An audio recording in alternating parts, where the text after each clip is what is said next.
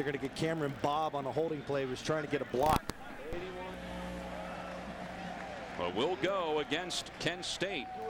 Ron Torbert is the official, the referee. And we'll see if we can figure out after Ron's call. Holding. Previous spot. Replay second down. You can see a lot of this throughout the course today. You're going to take a look. It's a double screen. And here you're going to see number 81. He's on his back right there. Anytime you get your hand outside, he's going to see him grab him right here. These slip screens, Kent State has a ton of size outside on the perimeter. Big mismatches on the outside. They should take advantage of that. Tell the receivers to block downfield. The running play is never dead. Navy shows blitz, but then pulls it back on 2nd and long. The pass to the middle to Hill is complete. And he's back across midfield before he's knocked out of bounds at the 47-yard line. Number 4, Keenan Little, who had such a good week last week against Air Force, made the tackle of Marcus Hill. Hill, the junior from Washington, D.C. and Hargrave Military Academy. Scott, there's a number of guys that went to Hargraves in Chatham, Virginia, and then went on to Kent State. That's amazing. Not many people leave the state of Virginia. Usually you may transfer to, say, Virginia or Maryland. 3rd down and long. Matchin looking to throw out of the shotgun. Here comes Montz. And it's going to be incomplete. Montz had him in the grasp, and he pulls him down. But it'll be 4th down and about 9 yards to go. They're just bringing 2 off the weak side. You look at the right side of your screen. Here they come. When you spread the offense out, you have 5 offensive linemen up front. Anytime the defense brings more than 5, you've got 1 unaccounted for defender. That's up to Michael Manchin right there to know which way the pressure's coming from, and he's got to sight adjust that. Tomlinson grabs the punt at the 15, goes backwards 3 yards before he's taken down. So Navy will begin inside its 13-yard line on its first possession of the day. Now, for Kent State, it started out well offensively, but it stammered at about the 50-yard line, and we've got another penalty that's going to be called against the Golden Flashes. Ron Torbert's crew is from the MAC Conference, which is where Kent State is from.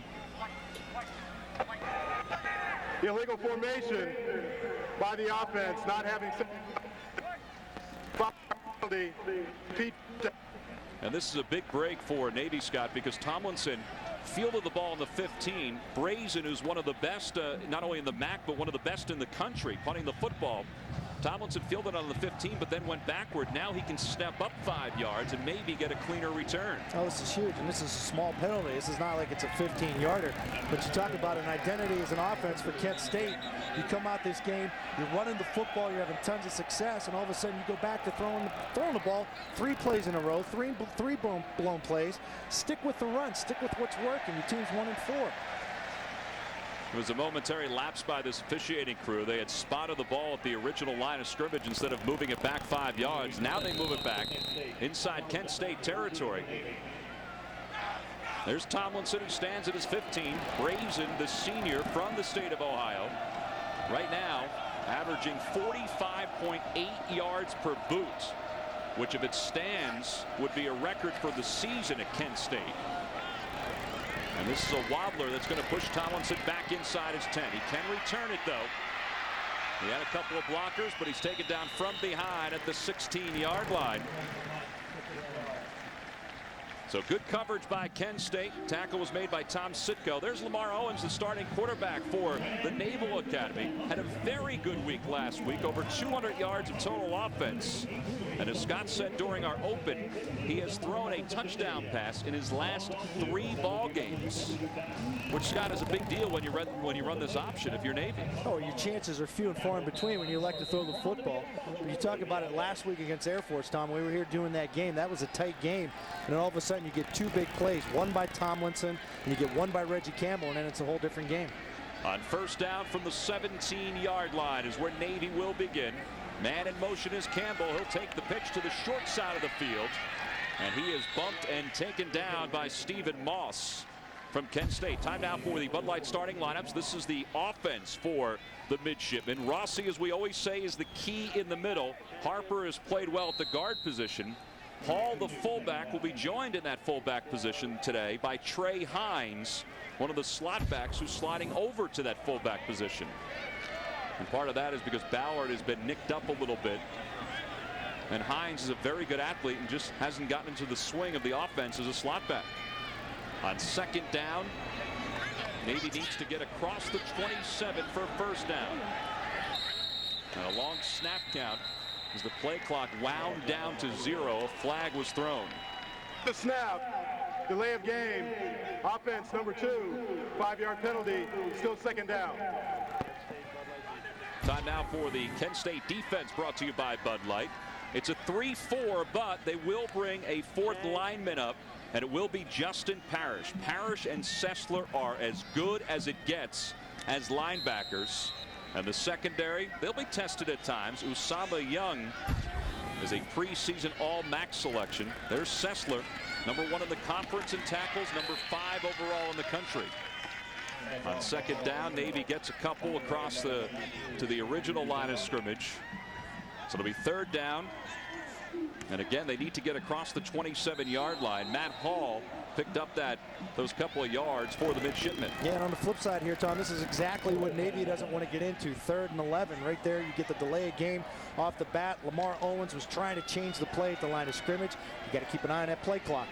Third down conversions, you just saw Navy at 43%. They've had an awful lot of attempts this year. On third down and about 11, Owens looking to throw. To his left, has a man. It's Tomlinson. And he's tripped up inside the 40-yard line of Kent State. A beautiful pass and a great reception by Jason Tomlinson. That was a frozen rope off the play action. Why even play action on 3rd and 11? You're not trying to freeze a linebacker. You look at Owens sit in the pocket. This thing was a rifle. And Tom, you and I saw him last week when we were leaving the game in the parking lot. This guy cannot be, we're talking about Owens, he can't be over 5'6", but look at the release by Tomlinson. And he is a tall target. When you have a guy like this on the perimeter, find ways to get him the football. So the first down, Scott puts Navy into Kent State territory for the first time. Owens calling out an audible as the ball is spotted on the 37-yard line. And there's movement from the left side of that offensive line. Matt Pritchett, the junior from Grove City, Ohio. Now you have to ask yourself, how many of these can they overcome? That's 2 penalties already for Navy, and this is not a Navy team that traditionally is penalized for a whole lot. They average about 47.5 yards per game in penalties. And percentage-wise, I guarantee you they are very low on the totem pole when you try and convert 3rd and 11s. First down and 15. The pitch comes to the near side for Marco Nelson. And Nelson is taken down inside the 40 by Usama Young.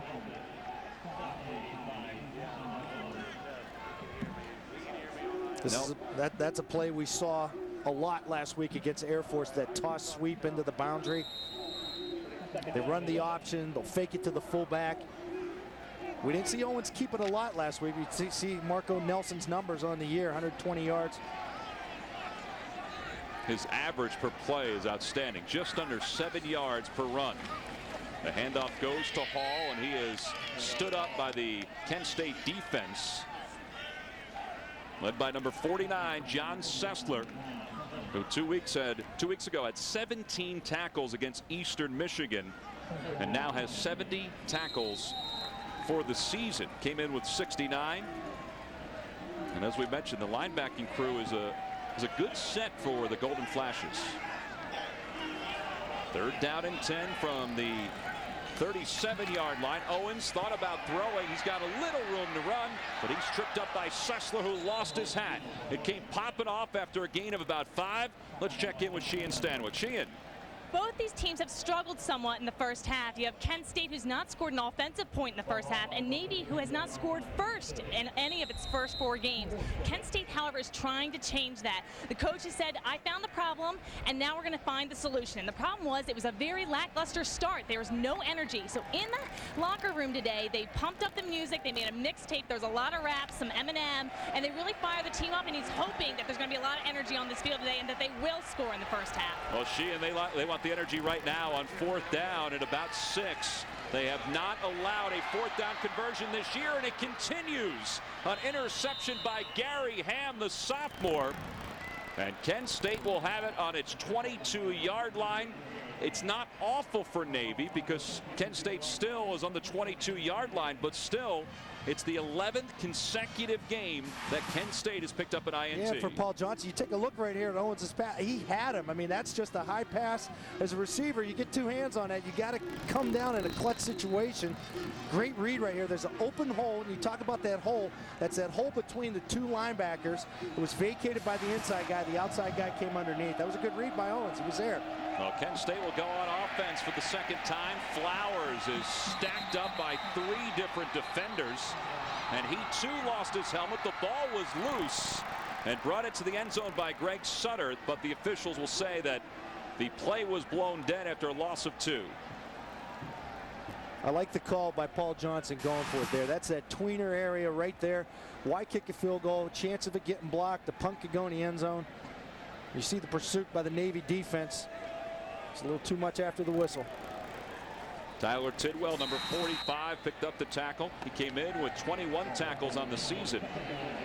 It's a loss of 2. It'll be second down and 12 for the Golden Flashes. Out of the shotgun is Matchin. He'll drop back to pass, looking to set up what looked to be a screen. He's under pressure and taken down from behind by Jeremy Chase. Number 49, Jeremy Chase, has made 2 big plays behind the line of scrimmage in this first quarter. And he was very active last week, too. And this is a guy that continues to come off the edge. He didn't give up. They're trying to set up the screen pass. Matchin has got to realize right there, there's no screen. I got to throw it away.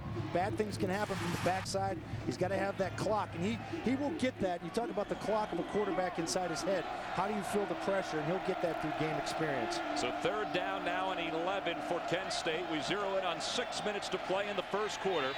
Pocket is collapsing quickly. He pitches it forward. That's a nice job right there. An incomplete pass, and you're right, Scott. I mean, there's maturity in a 23-year-old sophomore, and he showed it right there. And that's the thing. People don't understand when the quarterback breaks the pocket, you know, that area that's not directly straight back behind the guards and centers. Once he gets to the outside for an incomplete pass, all he has to do is just get the ball past the line of scrimmage. There doesn't have to be a receiver there, and it counts as an incomplete pass and not intentional grounding. Brazen on to punt for the second time. His last punt was of 42 yards. And he gets this one off. It's off the side of his foot.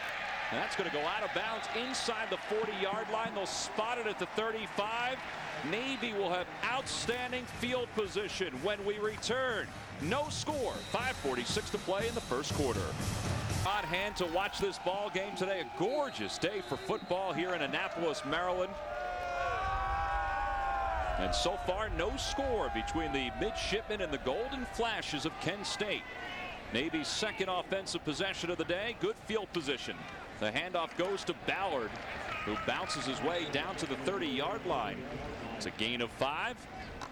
It's a good gain on first down. Take that 10 out of 10 times right there, Tom, when you're trying to run that option offense. Now it opens up your playbook. This is where you may want to take a shot. Just started to get into that red zone, just crossing the 30-yard line. Keep your eye on Tomlinson. He's at the top of the screen. On second down and 5. Tomlinson is to the left, Yokaitis to the right, and the pitch comes to the near side for Carlos Whitaker. Boy, I tell you what, you look at that formation right there. Tomlinson was split to the left. They brought the corner that was over him, covering him, trying to anticipate the option to that side without a free safety. If you're Navy and you're up here in the box, you got to say, hey, they're uncovering this guy. We got to take a shot. Tomlinson, who had over 100 yards receiving in last week's game against the Air Force Academy. Third down and 3 from inside the 30-yard line. To the 25-yard line, they need a first down. See the play clock winding down. The handoff is faked. Owens will keep it himself, and he has the first down inside the 25. Hey fans, CSTV would like to extend a very special welcome to service women and service men around the world watching today's game on the American Forces Network. We appreciate all that you're doing to defend our great country. And I'll tell you what, this is as picture perfect a day at Jack Stevens Field and Navy Marine Corps Memorial Stadium as you will get in the Maryland capital. Temperatures in the mid-70s. Another first down for Navy. That play is blown dead. And I believe Kent State has called a timeout. Yeah, they have some confusion in the secondary.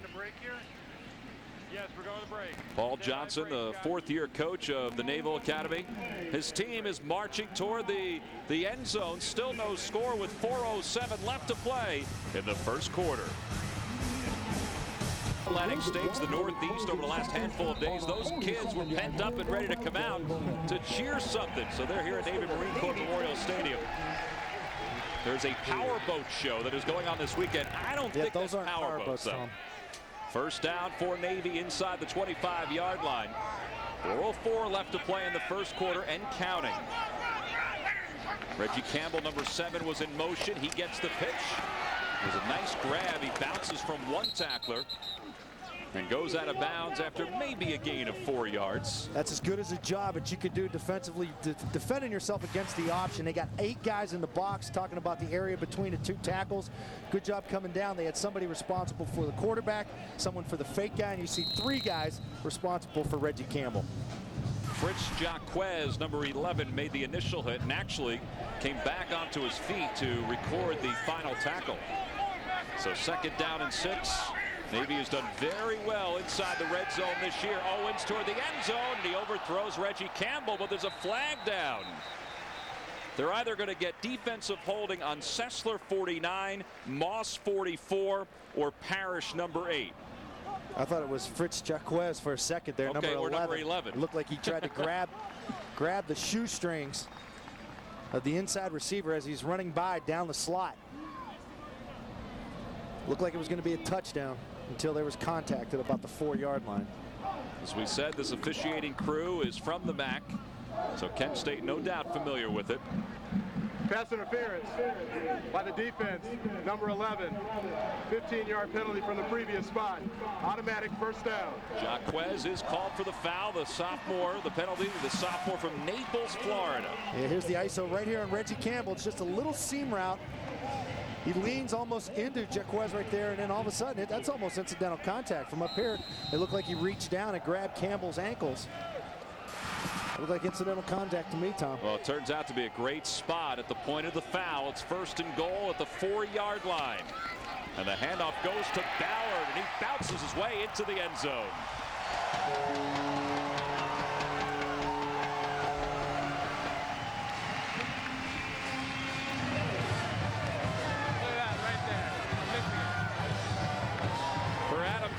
His second touchdown of the season.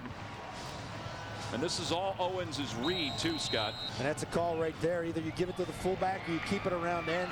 He sees that the 2 linebackers are 4 yards deep in the end zone. I'm giving it to the big fullback right now. There's the hole, an easy touchdown. Bullen on for the point after. How much confidence does that kid have right now? 7-0. Navy is on top. 3:46 to play in the first quarter.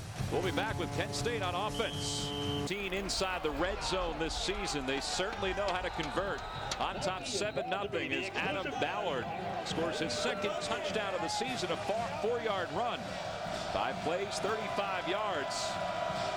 Ballard and Matt Hall split the fullback duties, although Hall's gotten a few more reps this season. Another good kickoff by Bullen. He's feeling pretty good about himself right now. I would think he is. Last week won the ball game against Air Force with a 46-yard field goal. In a driving, windy rain. Take a look at the drive for Navy. That pitch right there to Campbell sets up almost everything else. And the handoff goes to Ballard. Yeah, that's just a great read by Owens, and he has to read that. Either he's giving it to the fullback, he's keeping it, or he's taking it down the line for the pitch.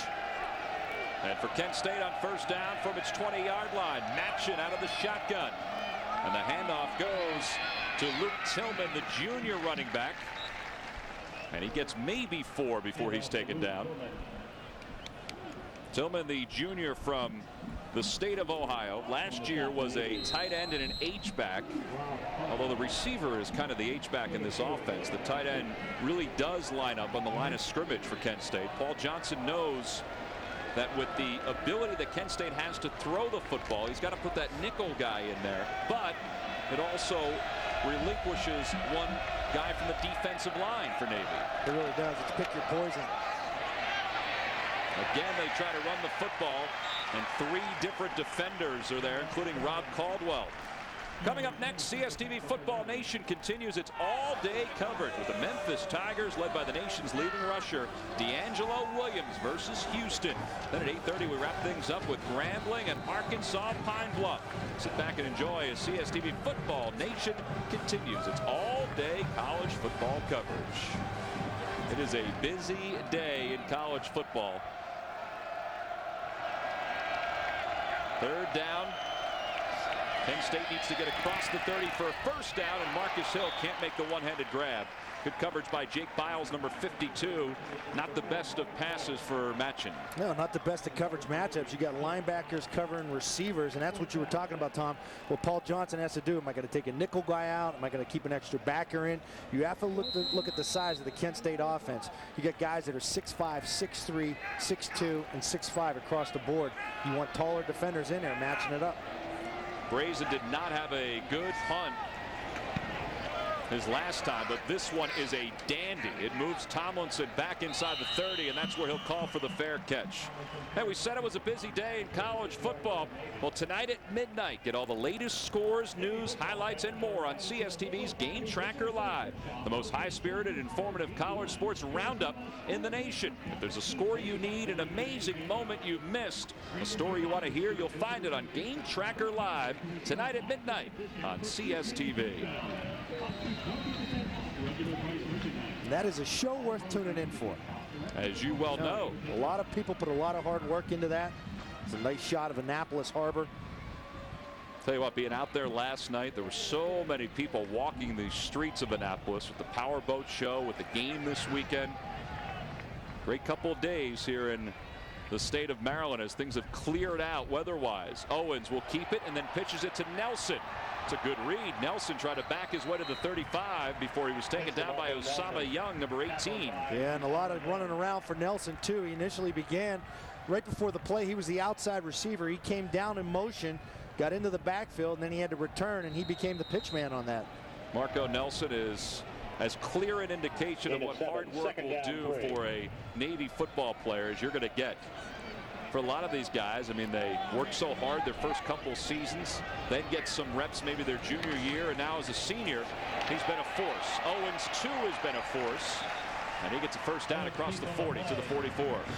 Time to check in with Sheehan Stanwyck. Sheehan, how are you? I am doing much better than I was last week, guys. This is what I look like. I'm not pounded with rain right now like a drowned rat. It's a perfect day for some football. The crowd is lively, and everyone's just having a great day in the sun. Well, that's exactly it. In fact, not only here at Navy Marine Corps Memorial Stadium, but all around the Annapolis area, they're enjoying those 74-degree temperatures, a nice breeze, 20 miles an hour. Let's see if that has a factor in this ball game as the afternoon moves on. Last week was the sailboat show in Annapolis. This week it's the powerboat show. Next week's rowboats. It'll be second down and about 9 for the midshipmen. Under 1 minute to play in the first quarter. Navy very content with just chewing up the clock and keeping that Kent State offense off the field. Owens off the play fake, looking to throw to the middle, has Campbell. What a grab! And he's inside the 15-yard line and down at the 11. Reggie Campbell, who the coaches say if he was 3 or 4 inches taller, they would have no chance of recruiting him out of the state of Florida. He looked like a kid called Jason Campbell, used to play at Auburn. I tell you what, for not throwing the football a lot, not having the time to develop and read defenses, this kid has a great sense of touch as far as the when to know to drop it in over defensive backs, when to really, put some mustard on the pass. I mean, he's impressed me so far in these 2 weeks I've seen him. First and 10 from the 11. The handoff is faked to Hines, and Owens is dragged down from behind. Anthony Dugarty, the sophomore, picks up his 3rd tackle of the season. He's got a sack and a half. Part of an athletic, still young defensive line for Kent State. And that is the end of the first quarter. Navy driving once again on top 7-0 thanks to a 4-yard touchdown run from Adam Ballard. Letdown so far, no letdown at all for the midshipmen. second place here at the Naval Academy on this beautiful stadium, Navy Marine Corps Memorial Stadium. Since Chet Gladchuk took over as the athletic director, he had the vision to try to build not only a fan-friendly atmosphere, but a high-powered college football atmosphere, and that certainly has happened. Owens on second down looking to throw. And this is what he can do. He can run, but good pursuit by the Kent State defense. Sessler, number 49, eventually makes the tackle. He's been in on a couple of tackles already. And Scotty, the first quarter stats show that Navy, total yards-wise, is overwhelming Kent State's. You know, and that's funny because Kent State came out. They tried to establish the run. They had success with it on that first drive. Then all of a sudden they came back out and they got totally away from it and said, hey, we're going to start throwing the ball now. You know, that's the difference. It's all about controlling the ball, controlling the clock, and then you had Owens hitting 2 big pass plays. That's huge for Navy. Navy can get a first down past the 2-yard line. Whitaker is the man in motion, number 33. Owens to throw on third down. He's hit in the backfield, waddles it toward the end zone, intercepted. Jack Williams will come out of the checkerboard, and he's taken down from behind at about the 19-yard line. And it's the second interception of the day for Kent State. Williams, the sophomore from Norfolk, Virginia. Kent State said they thought it would be tougher to pick up 11 interceptions in a row because of the running game of Navy, but here's the wobbler. You saw the cold blitz right up the middle. Unblocked defensive lineman coming off the left side, gets in Owens' face right away, makes him just take a double hitch, and he just threw that right to him. I mean, that's just a bad read right there. If you're getting pressure, throw it to the guy sitting in the first row. Williams' third interception of the season. Matching with not great field position, but he'll throw on first down. Brian Bell, number 80, made the catch and gets maybe 5. Here's Williams. Last year, this Kent State defense was considered the best in the MAC. This year, total yards wise, they are not. They're far from it, but they certainly have been able to force turnovers. From the 23-yard line, matching out of the shotgun, slings it for a first down. And he's out toward the 40-yard line. It's a gain of 17. It's probably his best pass of the day. And that one complete to Najee Pruden. He's sitting in the pocket right here, and this is what happens. You give a big kid like this time. He sees those throwing lanes, those windows of opportunity. This is the spread formation. The inside guy comes on the cut, and you just go down about 10 yards with the outside. You sit in the hole, and wait for the quarterback to deliver the football. And Scott, for Pruden, that puts him over 1,000 yards for his career. Blown up play. Matchin will run out of bounds. There's a flag down, though, at the 35-yard line, and most likely holding against Kent State.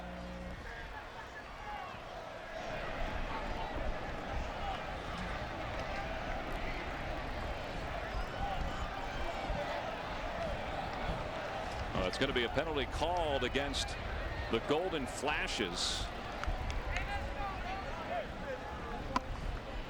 That's going to move the football, Scott, down to the 25-yard line. That's a personal foul penalty. Shot block. 15-yard penalty. Previous replay first down. Well, there's always so much talk from week to week about Navy and Air Force and their blocking techniques. Well, in that case, Doug Martin's squad is called for the chop block. The officials, no doubt, were going to look at it because they usually do.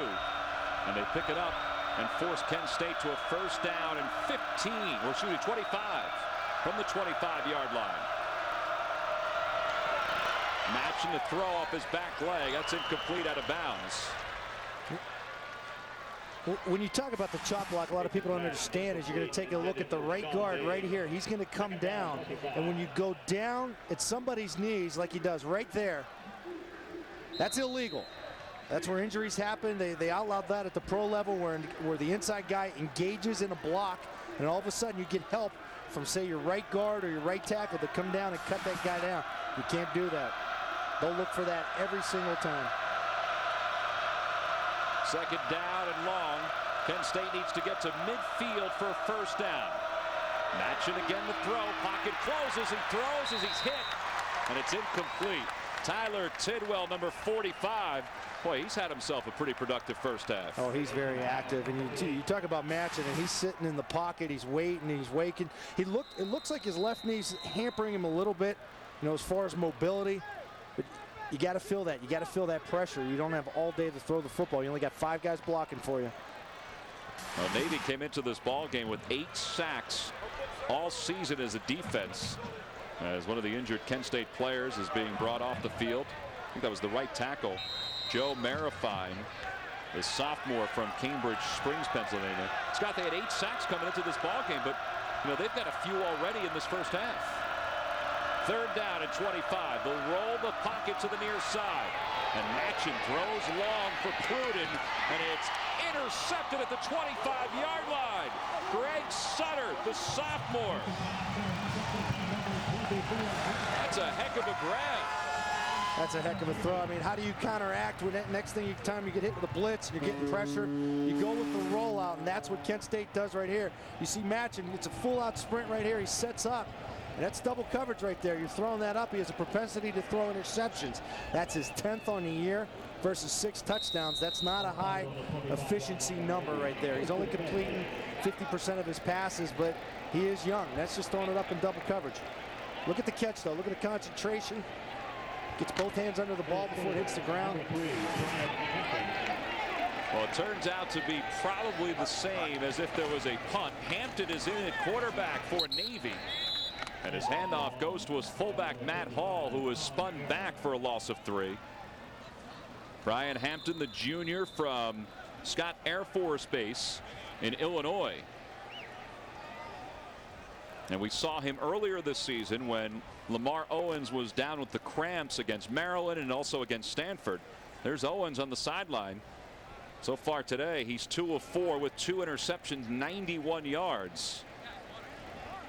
And this is not strange to see Paul Johnson move different players into different spots during the course of a ball game. I mean, it happens with the slot backs, it happens with the fullbacks, and as we saw during the first couple of ball games, it happened at the quarterback position. That's one of the great things about being a student athlete here at the Naval Academy. You know you're going to be involved in the offense. It's not like one guy's going to get 80% of the carries. They love to spread the football around, whether you're a wingback, a fullback, a wide receiver. Hey fans, your college fantasy is finally a reality. CSTV Fantasy College Football, presented by Citi, offers an exciting format that is unique to the college game. Create your own league and invite your friends to play, or join a public league and test your skills against other fans. Play for free at CSTV.com. Scott, the injured player was number 7, Bruce Rice. It wasn't Michael Matchin. We have duplicate numbers for the Kent State squad. Hampton fakes the handoff to Hall. He'll run it himself. And he's down after a gain of maybe 2. Sessler again. Boy, this kid is not only everywhere. I mean, academically, he's considered, the jewel of the Kent State program. But defensively, I mean, he is in on every play. He's got nice size. He's 6'2", 239. He's up for that academic Heisman. He's one of the semifinalists. He leads the MAC in tackles. I mean, coming into the game, 69 total. I mean, last week against Eastern Michigan, he had 17 tackles. Those were game and career highs for him. 17 against Eastern Michigan. He had 16 at one point against Southeast Missouri State. Tomlinson on a throwback from Hampton. Boy, good athleticism.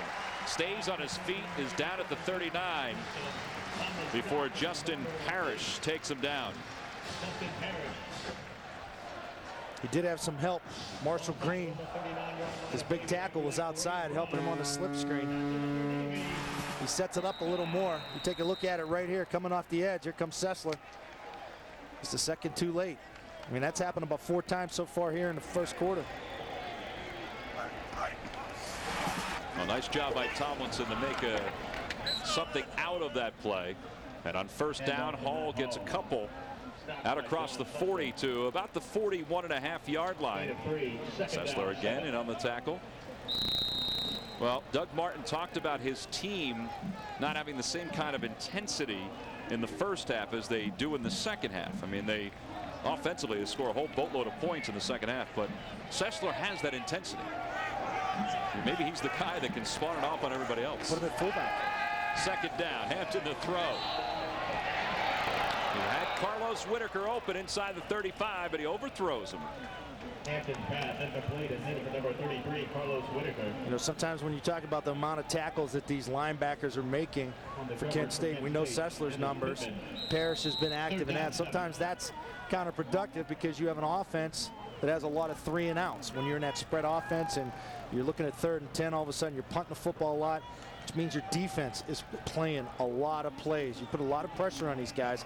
That's why sometimes they get tired. By the time halftime rolls around, they get their breath, and then they start to come back in the second half. Parrish, who you just saw, was the returning sack leader in college football. That says an awful lot. Campbell, nice grab, nice pass from Hampton.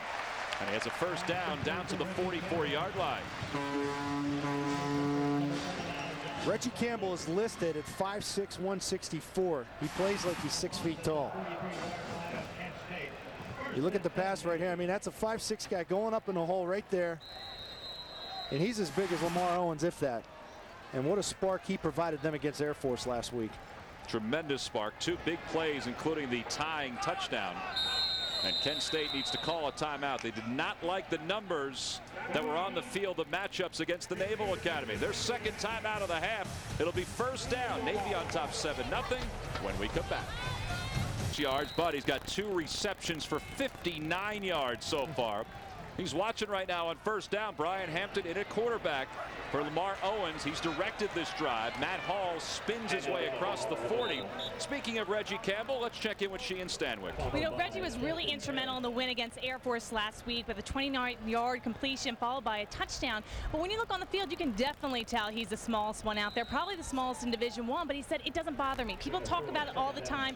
I don't care. I know I'm going to be the smallest guy out there. You can laugh at it. I just don't care. I get the job done. And, you know, the coaches say when you talk about Reggie, it definitely good things come in small packages. Well, there's no doubt about that, Sheehan. In fact, this is a young man who was a second-team All-Patriot League selection as a sprinter during the offseason. Brian Hampton has done his job on this drive. He gets another first down for the Naval Academy. And he goes to the 27-yard line. Scott, this is a good decision right here. Oh, this is right here. He comes off the fake and watch him pick his feet up, put him down. You get a lot of bodies on the ground. You see the spin move. When you switch quarterbacks, it's so common to have a sense of a drop-off or one guy has, you know, a different style than the other, but these guys are so alike that it just keeps it going. On first down, the handoff is fake to Hall, and Hampton will take it himself, and he's dropped back from behind by number 5, Daniel Muir, the senior from Lanham, Maryland, and Parkdale High School. He's the guy that hands out the discipline for Doug Martin's squad. Doug Martin says, when you go out after practice or games, my name is on your forehead. If there's a problem, well, then this guy is going to lay down the law at practice the next day. Second down and long. The handoff is fake to Hall. Hampton, good decision again, steps inside before Sessler takes him down at the 18. It's so tough to do. It looks like the pitch is there, and then it's a split second. You see Hamilton cut it up inside. Puts a lot of strain on the perimeter of this defense. You got defensive backs 8 yards off the ball. You got to worry about a receiver. All of a sudden, boom, you read run. Here they come in the option. Now you got to key your key. Are you the pitch guy? You're going to take the quarterback. Right there, they went for the quarterback. You know, and Scotty, the one good thing about, you know, having a guy like Hampton in the ball game too is he's a junior. Owens is a senior. He is going to need reps to prepare himself for even his senior year. Hall gets the first down as he drags his defender to the 15-yard line.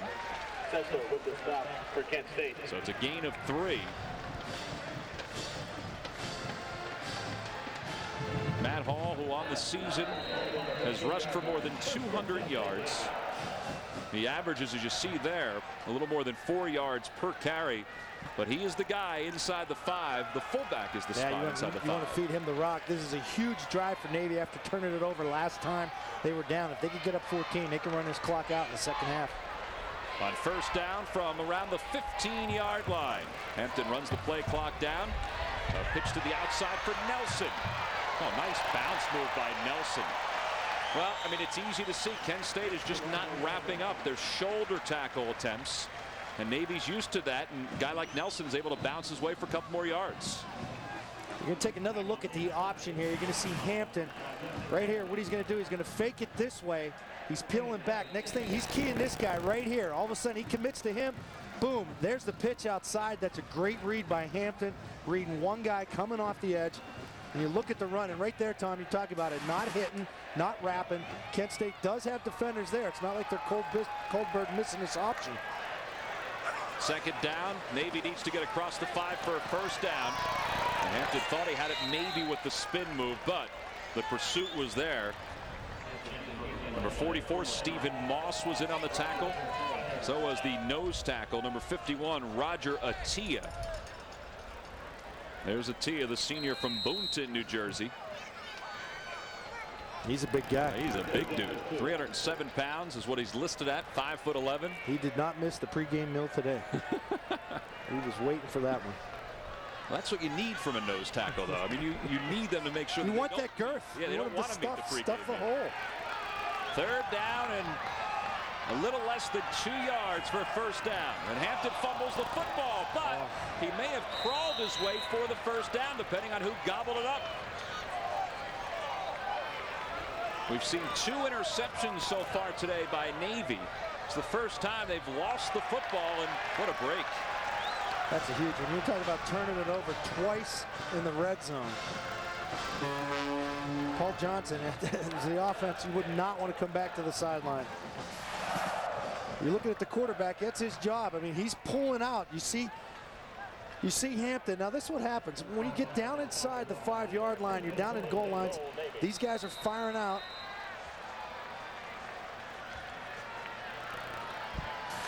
There's penetration right there. But you got centers firing out. You got him coming up underneath. Quarterback's got to ride your center.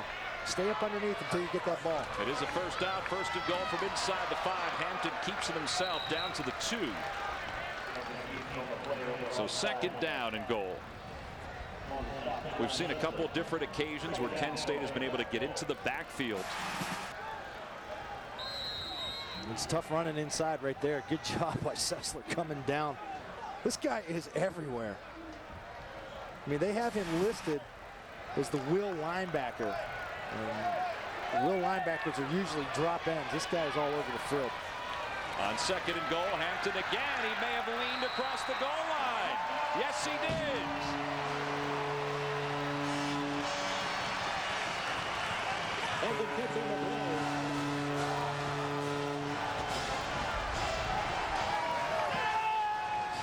For Brian Hampton, the junior, his first touchdown of the season.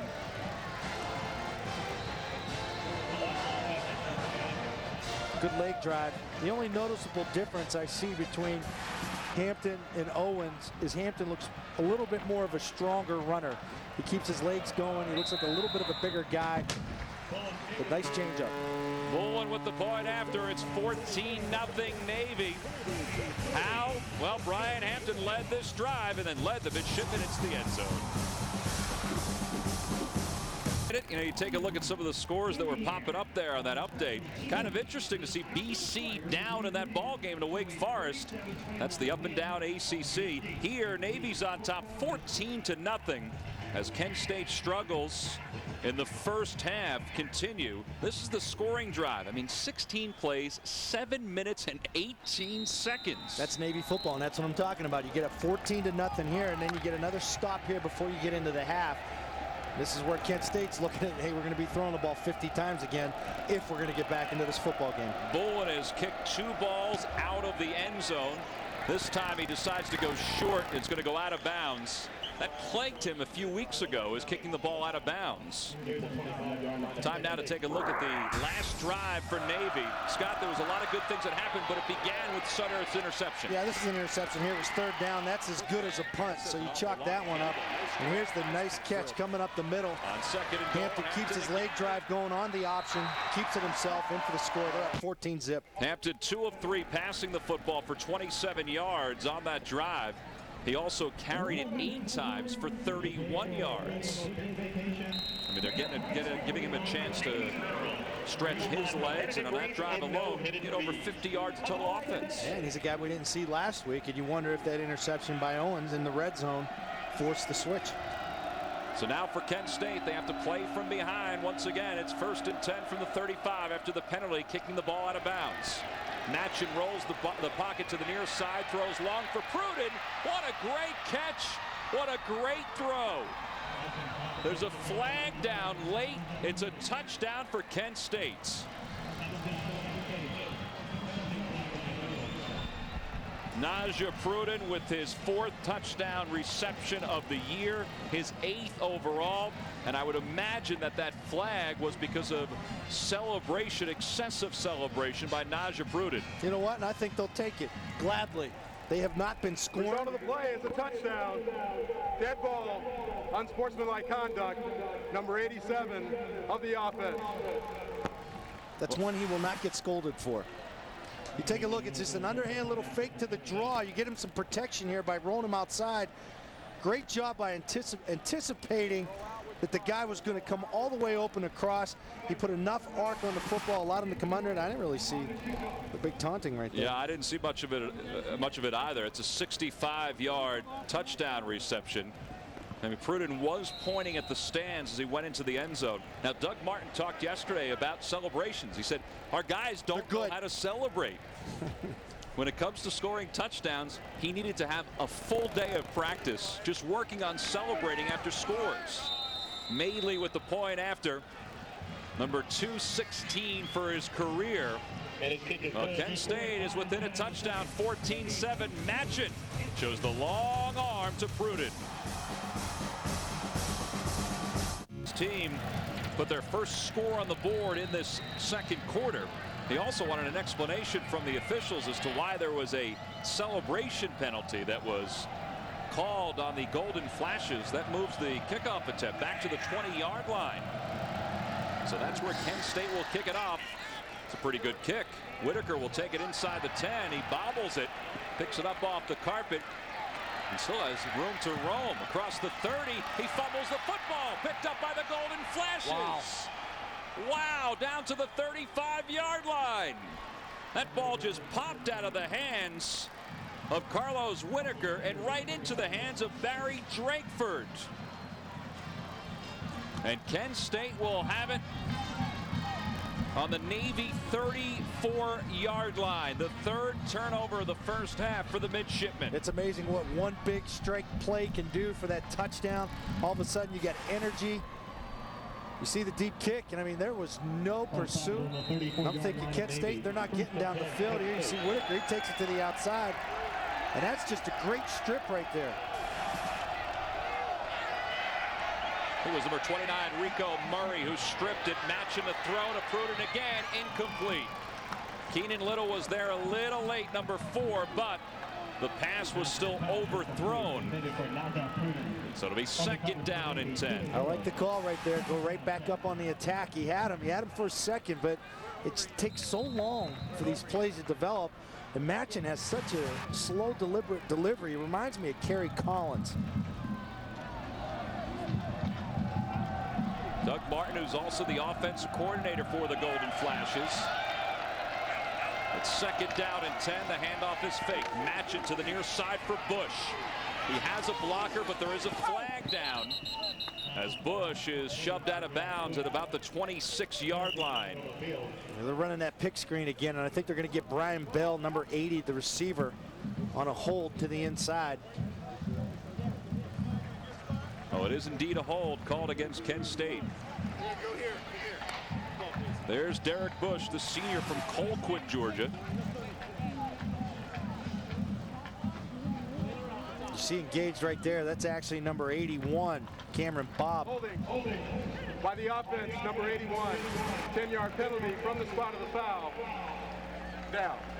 Cameron Bobb, who is the sophomore from Lakeside High School in Ohio. Doug Martin said, listen, we're still a young team. We're going to make young team mistakes. Although, as he mentioned also, after 5 games and now 5.5, his freshmen shouldn't be playing like freshmen anymore.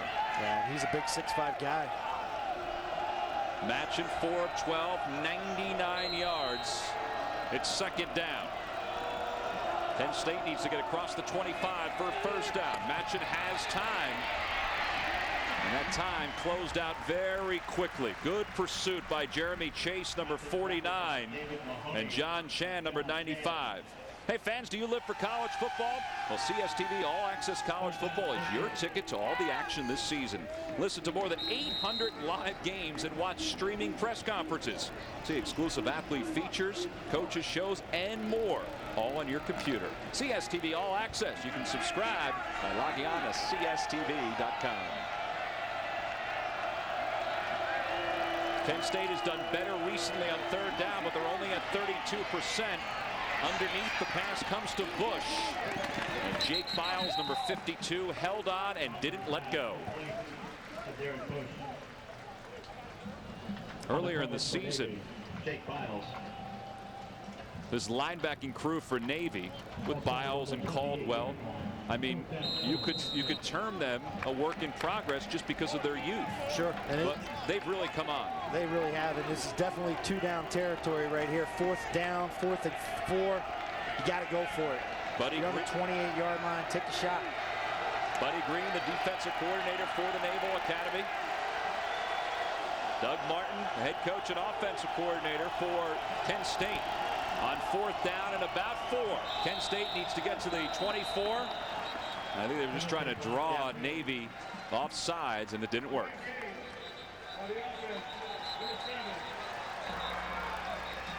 So the delay of game will move Doug Martin's squad back 5 yards. It's hard to believe they would take a delay of game penalty there if you're trying to draw them off There is side. no foul on the play. The Kent State head coach called timeout before the play clock went to 0. Timeout, Kent State. That's their 3rd and final charge timeout of the half. Well, Scott, where you were going, you were absolutely right, because they were well within Travis Maley's field goal range on 4th down from the 28-yard line. But if it were indeed a 5-yard penalty, it may have moved them out of his field goal range. That's what you do. You get matching up under there. He wants to bark out some signals. Hey fans, Friday night is all about hockey on CSTV. At 7:30, it's the #1 college hockey show. Then at 8, a clash of hockey heavyweights as the Fighting Sioux of North Dakota face off against the Wildcats of New Hampshire.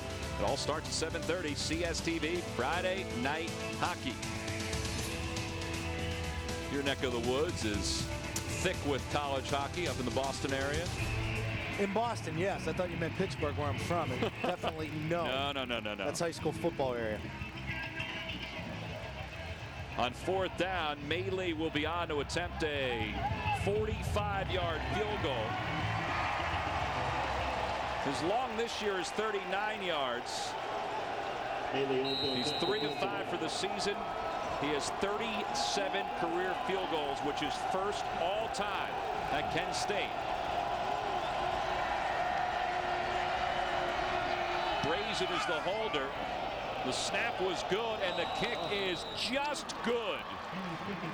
From 45 yards, Travis Maley brings Kent State to within 4 with 3:05 left to play in the second quarter.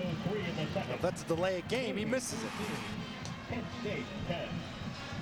He put everything into this kick. I think he got under it a little bit because that thing just got over. And Scott, that gives him now 219 career points. He's 4th all time in Kent State history. The senior from Ravenna, Ohio, and Crestwood High School.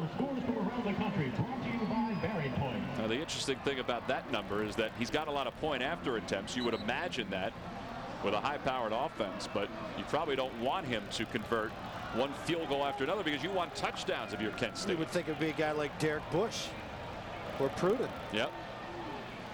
You know, but as bad as things were, 14-0, they were down in a matter of just 2 minutes. They put 10 points on the board with a quick strike, turnover on the kick. Nice stop by Navy, holding them to the field goal, not allowing a touchdown. And now Scott Reed Macco will tee it up and kick off from the 35.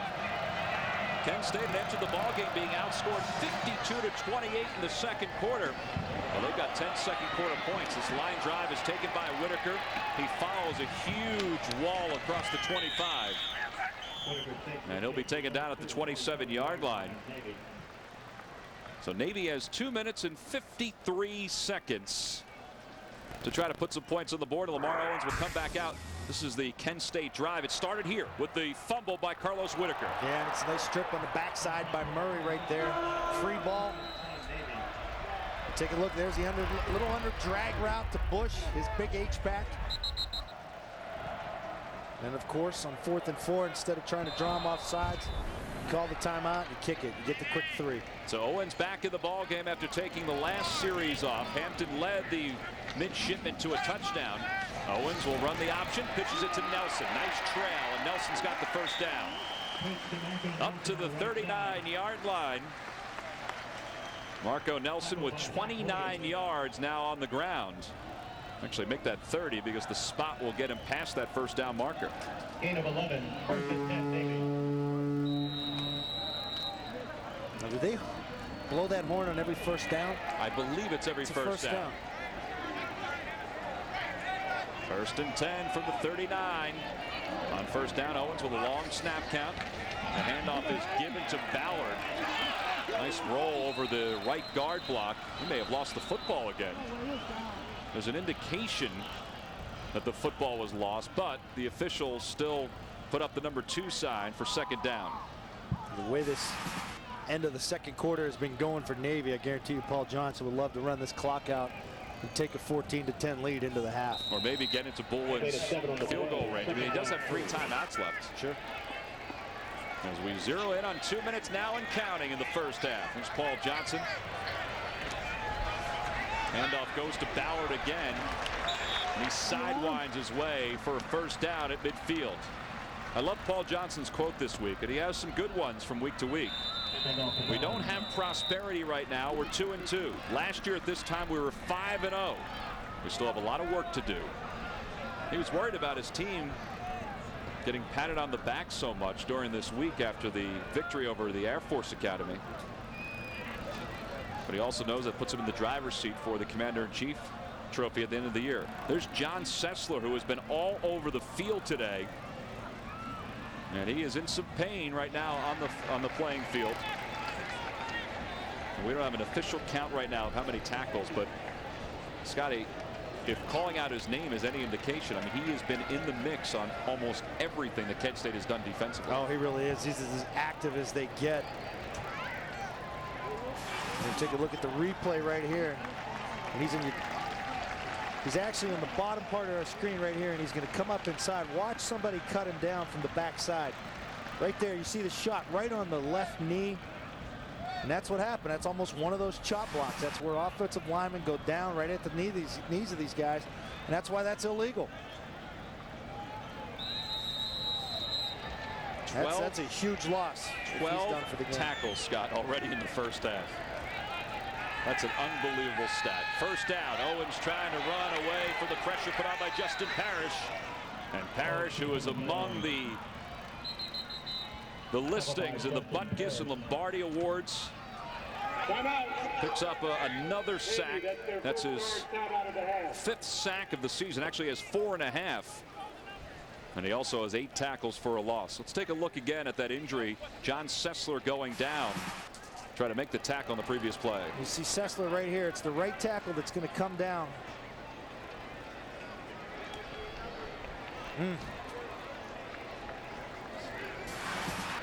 Didn't look good. Now you just wonder, did he hear something pop? Is that an MCL? You just pray that it has nothing to do with his ACL. You can see he looks nervous. Training staff tending to him right now as we have a timeout on the field for Navy. It's their first burn timeout with 1:33 left to play in this first half. Hey, don't forget, fans, coming up at halftime, we're going to eventually get to the studios in New York for Game Tracker Live.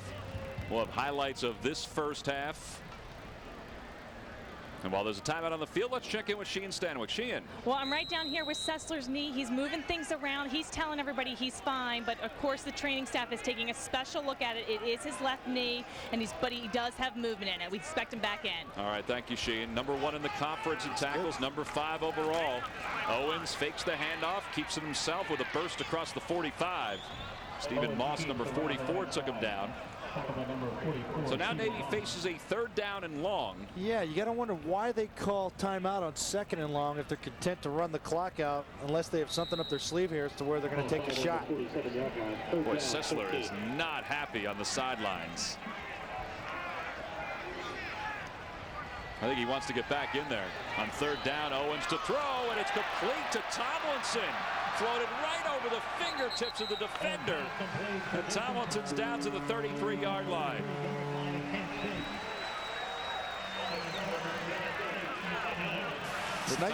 It's nice to know you have a guy like this that you can go to. And boy, that thing was almost picked off. You talk about the size. He just sat down, and here they come again. Owens looking to throw on first down. He may have been across the line of scrimmage. No, they say he wasn't as he tossed that ball out of bounds. So it'll be second down and 10. Intended receiver was Lloyd Regis. Does not have a catch so far this year here in 2005. Got good size, though. It's 6'4", 207 out of Jacksonville, Florida. They got to feel confident that they could attempt a field goal here. They're about in the same area they were last week against Air Force, right at the end of the football game. I think the complexion of the kicking change totally changed last week with that made field goal. Owens on a nice fake. He's got some additional yards across the 25. And he's got a first down to the 22-yard line. So the clock will stop with 36 seconds left to play in the first half as they move the chains. Don't forget, Owens still has 2 timeouts left to work with. Whistle blows. I don't know if somebody tried to call a timeout. Somebody or not. from Kent State tried to call a timeout. I hope they didn't. They don't have any left. Ron Torbert, the referee. It's got to be a penalty. If they did indeed call a timeout, yeah.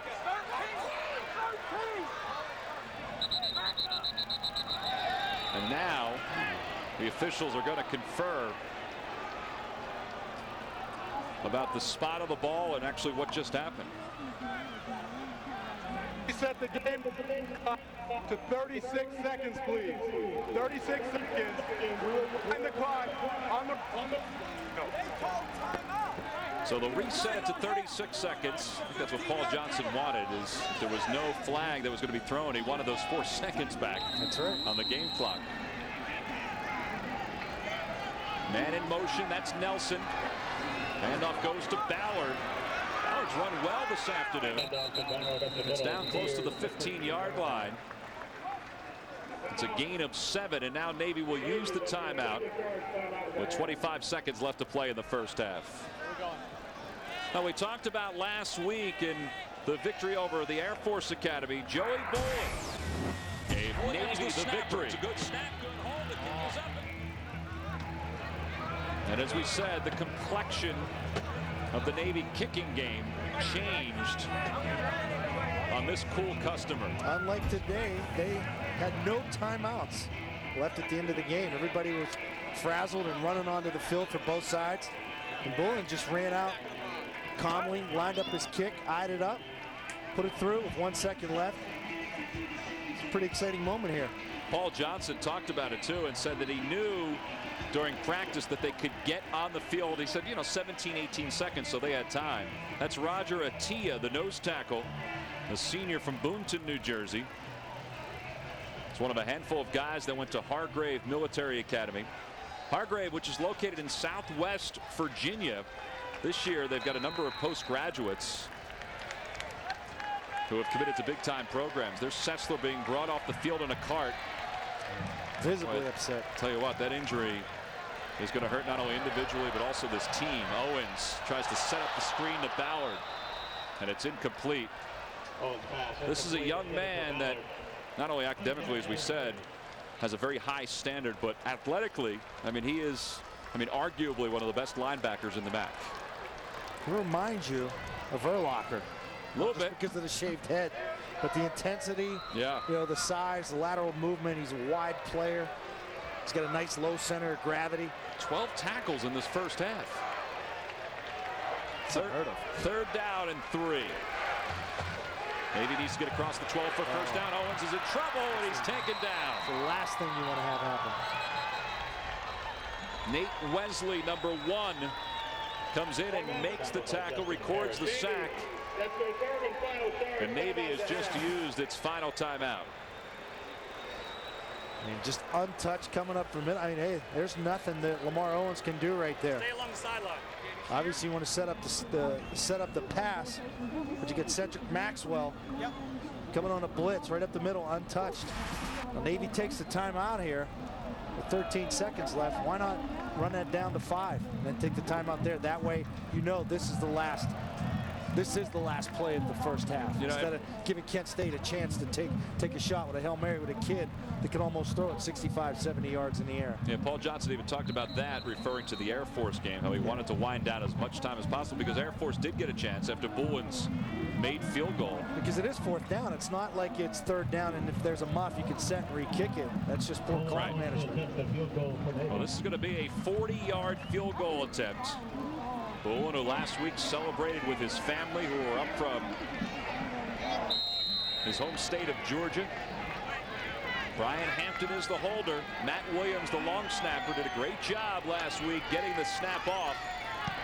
A line drive boot, and this one is no good, just to the left of the uprights. Well, he had the distance by a pretty good margin, too. Well, that's the thing. Now you got 8 seconds left, and we'll see what Kent State does here. If they're going to try and throw the Hail Mary, if they're just going to sit on it. Well, the first quarter, the midshipmen who were here today, the brigade, had an awful lot to cheer about. I mean, this Navy offense was moving the football. Yeah, there was the subtle interception thrown by Owens, but still, since that time, they've been somewhat quiet offensively because of the turnovers. And Matchin will just take a knee, and that will be the final play of the first half. Well, Matchin has brought his team back to within 4. And if you're Kent State, you have to feel pretty good being down 14-0 to put 10 points on the board to be within 4 going into the second half, because they are a much better offensive team in the second half. For Navy, well, they've got to buckle it up a little bit with the turnovers. They're not a team that turns the ball over traditionally that much. But today they have 3 turnovers, 2 INTs, and 1 fumble by Carlos Whitaker. And that has helped out the Golden Flashes. Let's check in with Sheehan Stanwyck. Sheehan. Coach, why the substitution for Owens with Hampton? Well, he wasn't playing very well, and thought we'd let him sit out and see if he could maybe settle down. We're playing about as poorly as we could play right now. Best of luck in the second half. Thanks. All right, Sheehan, thank you very much. Hampton came in and directed Navy to the touchdown drive. So it's 14-10. Navy is on top. We are at halftime at Navy Marine Corps Memorial Stadium. Game Tracker Live coming up after the break. Turnovers hurt that energy in the second quarter. They played better in the first quarter than they played worse in the second. 2 turnovers, though, through the air, 1 on the fumble. If you're Kent State, you got to be looking like we got to convert those things. But quick strike capability, they scored 10 points in a matter of 1 minute and 50 seconds. That's the difference. You look at the time of possession, Navy's got the ball 9 more minutes than them. All right, let's take a look at the first half highlights. As we said, there was energy right off the bat for the midshipmen. Ballard provides that energy with his touchdown run. And there's the quick bang after they've been running the option down the field. You see the pressure right here by Owens. He throws the pick. All of a sudden, he's taken out of the game. They put Hampton in the game. You see him right here on the keeper. All of a sudden, Navy's up 14-0. And then, boom, here comes Kent State. Matchin with the long touchdown pass to Naja Pruden. A very impressive throw, very impressive catch. And then the field goal off of the 3rd turnover by the midshipmen. And that gives Kent State its 10 points, 14-10 the score. Time now for the Nissan Shift performance. And obviously, there are some obvious pieces to this. There are, and you look at the turnovers right there, and that's the alarming thing for Navy. Owens in the game so far, he's 3 of 7, 2 interceptions. He does have some nice passes, though, but you see the big play capability off of guys like you got Reggie Campbell that can spark in. You got Tomlinson. You got to get these guys the ball if you're Navy right now. Navy doing a good job, 7 of 10 on 3rd down conversions. Let's check in with Sheehan Stanwyck. Sheehan. How going to affect your defense? Well, it hurts. We got a couple of guys out right now with knee injuries, and John, is obviously a really good special team player for us too. So there's some concern there. Best of luck in the second half. Great comeback. Thank you. We'll be back with more from Navy Marine Corps Memorial Stadium. And the second half kickoff. It's 14-10. Navy is on top. Down Annapolis, beautiful day for not only football, but everything else that's going on around this area. 14-10, Navy is on top of Kent State. Midshipmen had a 14-point lead at one point in this ball game. And they had to take that 4-point margin into the halftime break as Kent State's quick strike offense, well, they did strike quickly. Doug Martin feels like his team is very close to turning the corner. Maybe the first half in which they scored 10 points, they were starting to turn the corner.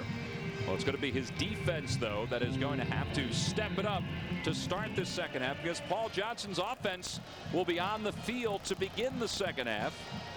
And Paul Johnson just said, as we talked to him going into the halftime break, that Lamar Owens, quite frankly, at certain points in the first half wasn't playing well. That's why Brian Hampton was in the ball game. It is going to be a short kickoff that's going to go out of bounds. So not the best of starts for Kent State. Now Kent State will be without its best player coming out to begin the second half. This is what happens, Scotty. Yeah, this is, you're talking about Sessler. He's the linebacker right there, gets cut down. Now, don't get me wrong, it's a legal block. We're going to see it from the end zone here. He moves laterally, watches left knee. Here comes the helmet, boom, right down. That did not look good, Tom. Well, Sessler at that point had 12 tackles in the first half. He was taken off on the cart. We do not have an update on his condition as of yet. The leading tackler in the MAC, and he was a force in the first half for the Golden Flashes.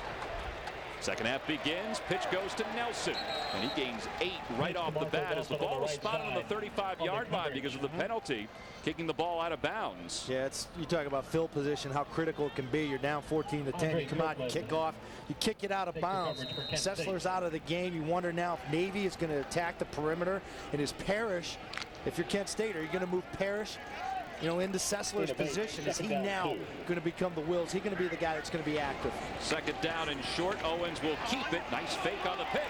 And he's inside Kent State territory. 2 quick hits for Navy to begin this second half. And they're attacking not only the linebacking core, but also putting pressure right away on this Kent State defense. Well, that's the thing. You're going to see him come off the quick fake right here. And maybe that little switch, getting Hampton into the game, woke him up. You saw both defenders right there keying the pitch. Nice job with the fake. He saw that. That's why he cut it up inside. Well, there's Justin Parrish, who you just talked about. He's trying to stretch out what looks to be a cramp on the sidelines. Owens taking advantage as he gets inside the 30-yard line. So Parrish is down, at least for the moment. Sessler is out with the potential leg injury. There's Cedric Maxwell, the freshman from Tampa, Florida. He is slid in at that will linebacker position, at least according to the depth chart. And he is now going to be relied upon. A very athletic kid at 5'10", 223 pounds. He's going to be relied upon to try to close the gaps for the Kent State defense.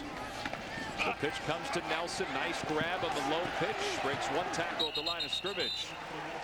And Navy right now, offensively, is gaining 8, 10, 12. I mean, big yardage on their first plays. When you talk about adjustments at halftime, what did Paul Johnson see in that first half? What did he relay to the offense? You heard him talk about how poorly we were playing at that time. That's why Hampton was putting it to the game. All of a sudden now you see him right there trying to light a fire in his team. And Paul Johnson realizes that Kent State has 2 of their best defenders out. How tough is that for Kent State, Scott, to adjust? Oh, that's huge. You're talking about taking 130 tackles this year out of the football game against the option. Reggie Campbell with that good speed tries to get to the outside. He is spun back to the inside by Fritz Jacquez, number 11. We saw Cedric Maxwell come in. Watch him here on the ISO. Right here, he's going the wrong way in the option. All of a sudden, this guy's coming up to block you. That's exactly what the blocker wants. For you to take that inside thing, you got to get both hands on the blocker, shed that guy. You see the coach talking to him right now. You got to move laterally, extend that option out to the sideline. You never want to come inside. Maybe needs to, Scott, get to the 7-yard line for a first down and get down to the 5 with the fullback dive. That's Matt Hall who gets to, the 10-yard line. So he gains 4 on that play. Start to take a look now at the defenders in white. They all have their hands on their hips. They're a little tired. And that's what happens. That's what this option does. You run off 4 first downs in a row. You get these guys starting to suck some wind now. They're tired and they're back on their heels. Another injured player down on the field for Kent State. Looks like it's Colin Farrell, the defensive lineman, number 55. It is. Colin, who is from Hamilton, New Jersey. Had an outstanding high school career at Steinert High School. Went to a postgraduate season at the Petty School. Just a sophomore, but he is the starter along that defensive line. So The hope is that he can get back. Doug Martin right now is going to, going through one player after another and going deep into his reserves. It's like, where do you go? It looks like a lower leg injury. He's not putting a lot of pressure on that left leg. He needs some good help getting to the sideline. 3rd down and 4 for Navy inside the 12-yard line. They need to get to about the 8 for a first down. The pitch from Owens comes to the near side for Campbell. Nice tackle by Jaquez.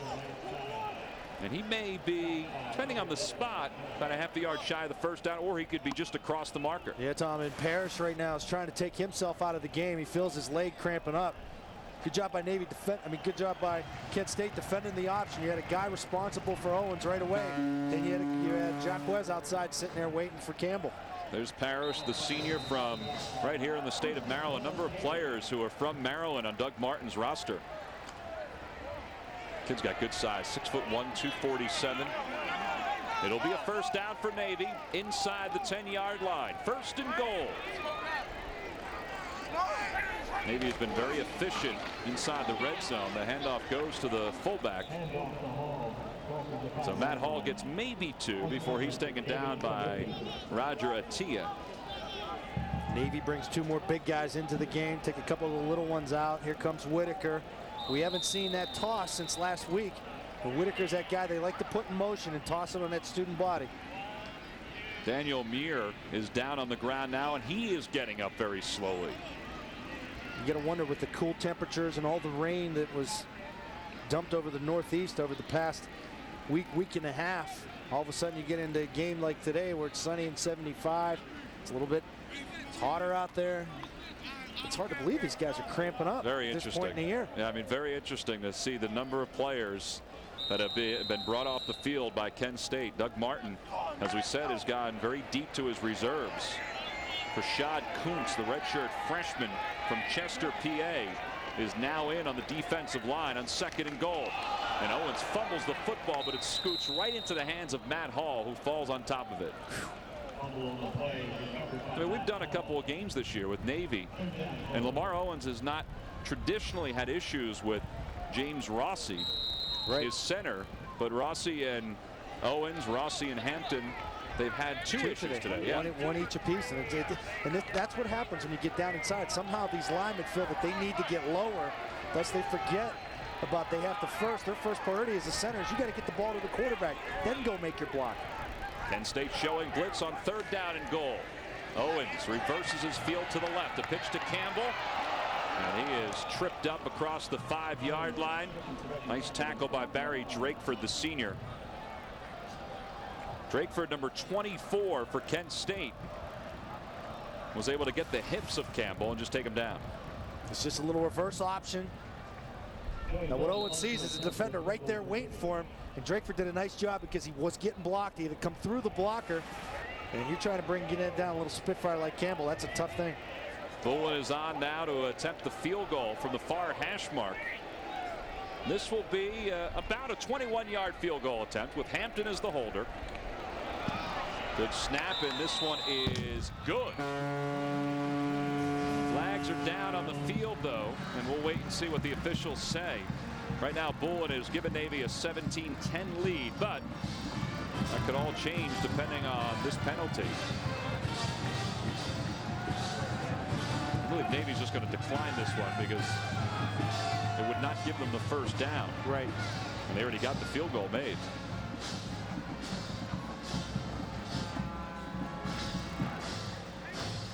Offside. Illegal formation. Only 6 men on the line of scrimmage by the offense. Those penalties offset. Replay 4th down. All right, so he is going to have to kick it over again. So the dueling flags, and Bullen, who was good on the 21-yarder. And this is the second time we've seen this today where they've lined up for field goals, and it's a funky formation. It's to where they have both wing backs to one side, and you have two guys. Almost offset. It's a strange formation, and they're doing it again here. You just have to make sure somebody's on the line of scrimmage. Again, a 21-yard field goal attempt by Bullen with Hampton as the holder. Matt Williams, number 84, is the long snapper. Bullen has already missed one today. And we've got movement again Parrish came across the line of scrimmage, but I think he's saying he was drawn off by the left guard. Dead ball. False start. Number 74 on the offense. 5-yard penalty. Still 4th down. So the penalty will be called against Ben Gabar, the offensive guard. Number 74 for the midshipman. So now it'll be a 26-yard field goal for Paul Johnson's crew. No biting time. 3rd attempt now for Bowen. Another good snap, good hold. He got plenty of length, and that one is good by a long stretch. And it is finally 17-10. Navy is on top. 10-10 left to play in the 3rd quarter. We'll be back after this. Shipman on top 17-10 with 10 minutes and 10 seconds left to play in the 3rd quarter. Doug Martin's team has been banged around defensively. A couple of guys have been nicked up, including John Sessler. His starting Will linebacker, who was the leading tackler in the conference. He was taken off on a cart in the 1st half. Justin Parrish, his outstanding linebacker, has been banged up from time to time, and now he'll get his offense back on the field as Bowen will kick it off from the 35-yard line. Kent State has not been able to return kicks the entire afternoon, and another flag comes down off the kickoff. This is unbelievable. Well, we had a number of different attempts for the field goal that gave Navy the 17-10 lead. Bowen finally did convert on a 26-yarder. Here's Ron Torbert. Procedure. Kick out of bounds by the kicking team. The ball will be spotted at the 35-yard line. 1st down. Well, Scotty, even the one that was good had issues at the end. Watch this 26-yarder. That's right. It's going to hit up here at the scoreboard, and you got to wake up down on the bottom here. You got to be involved in the football game. Boom. Off the back of the head. Hopefully she's right there. She's feeling okay right now. Kent State on offense. They'll run on 1st down. Tell you what, Jeremy Chase, number 49, has played a heck of a ball game. He gets the tackle right there. It's a loss of maybe 1. You hear so much about Mahoney on the flip side, but he's the guy on the other side that makes things happen. Well, for Mahoney, for Jeremy Chase, I mean, Paul Johnson talks about those two guys, and they talk about the years that they've had, and Paul Johnson says, you know what, they're playing okay, but they haven't played the way I expect that they can play. And Chase today, I think, has done that. Matching the throw, and it's intercepted on the outside. Greg Thrasher. It is the nickelback. No, they're going to say that it hit the carpet. They're going to say it hit the turf. Thrasher getting a lot of playing time today, the sophomore from Carrollton, Texas. And he was just basically a safety valve as that pass from Matchin was overthrown. Yeah, that's Matchin had some pressure. He had some guy coming in right at his knees right when he was throwing that ball. So now on 3rd down, Matchin out of the shotgun. 3 receivers, fakes the handoff. He has time, slings it complete to Pruden. Pruden with a 1st down and more. It's a 16-yard pass play, and it was one of the better passes that Matchin has thrown, and he's locked in with Pruden a couple times today. Yeah, they bought him some protection. They did a little half roll where they tried to hook the end of that side. When you start to get pressure up on Matchin, he's the quarterback. He's the big 6'5" guy, likes to sit in the pocket. Every time Navy brought pressure and got to him, the next play, Kent State rolled him out to that side, trying to buy some extra time. 1st down, number 6 for Kent State. On 1st down, the throw out of the backfield to Flowers. Makes a nice diving grab for a couple of yards. Yeah, and he's the hot guy right there. When you say a hot guy, that means somebody's coming free to that side. Matchin did a good job reading. It was Chase, Jeremy Chase, coming off the edge. Untouched right there. Flowers, he's yelling hot. Get him the ball right away. It's a nice job. So 2nd down for Kent State. Ball spotted at the 47-yard line. Matchin again the throw, has a man on the outside. A couple of yards here, couple of yards there. I mean, he's picking it apart a little bit. That's the thing. These little passes, when you have an identity as being a spread football team, you don't know how to run the football. I mean, they did have success early in the 1st half, but this is what you do. These little flip outs, these little screens, these are what you call extensions of the running game. And you ask your 5 linemen up front, say, hey, we're going to start running it down their throat. It's almost like flicking a switch for them. They don't know what to do. Matchin Scott is 8 of his last 13 on the afternoon after starting 1 of 5. Throws to the middle. Nice catch by Pruden. He's over 100 yards. And he has a first down to the 23. These are the good parts of this offense. You know, the bad parts are maybe you can't take as much time off the clock. But these are the good ones. This is where you sit in the pocket, you look downfield, they give you time, and you just pick them apart. You got big wideouts that it could get 14 yards downfield, come across. They're not afraid to go over the middle. You don't see him having alligator arms. He stretches for the ball. That's a heck of a catch by Pruden. They throw the ball on average 50 times a game. That is the 20th pass attempt of the day. And Pruden a hard-fought 3.5 yards across the 20-yard line. And as an offense, you got to be saying, hey guys, we got to make a drive here. We got to consume some time. We got to get time off that clock, pick up some first downs. Our defense is hurt. They're banged up. They're tired. They've been on the field for almost 3 quarters now. You know, we talked about time of possession in the first half, Tom. A 9-minute difference. That's huge. Pruden takes a play off on second down. Matchin out of the shotgun. 11 of 20 this afternoon. He's under pressure. Throws to the end zone. Touchdown. Brian Bell reached across his body, lost his helmet. And the junior from DeMatha High School comes up with his first touchdown reception of the season. Watch Matchin right here. Watch. You're going to see pressure coming from the outsides. He's going to step up into the pocket and deliver a strike. And look at the extension. What great control. What great control by Bell. Local kid. Sort of a homecoming for him. From Kettering, Maryland. The point after slides right through the upright. So we are tied at 17 with 7:17 left to play in the third quarter. A quick strike offense for Kent State. They have struck to tie it. Thanks for a wonderful evening. It's my pleasure. Kent State averages over 350 yards of total offense per ball game, even with their struggles, 1 and 4. Well, today they've managed just 216 yards, but they're all even with Navy at 17 apiece, with 7:17 left to play in the third quarter. They haven't chewed up a whole lot of clock, but they have made the 13 minutes and 22 seconds they've had the football. They've made it pay dividends.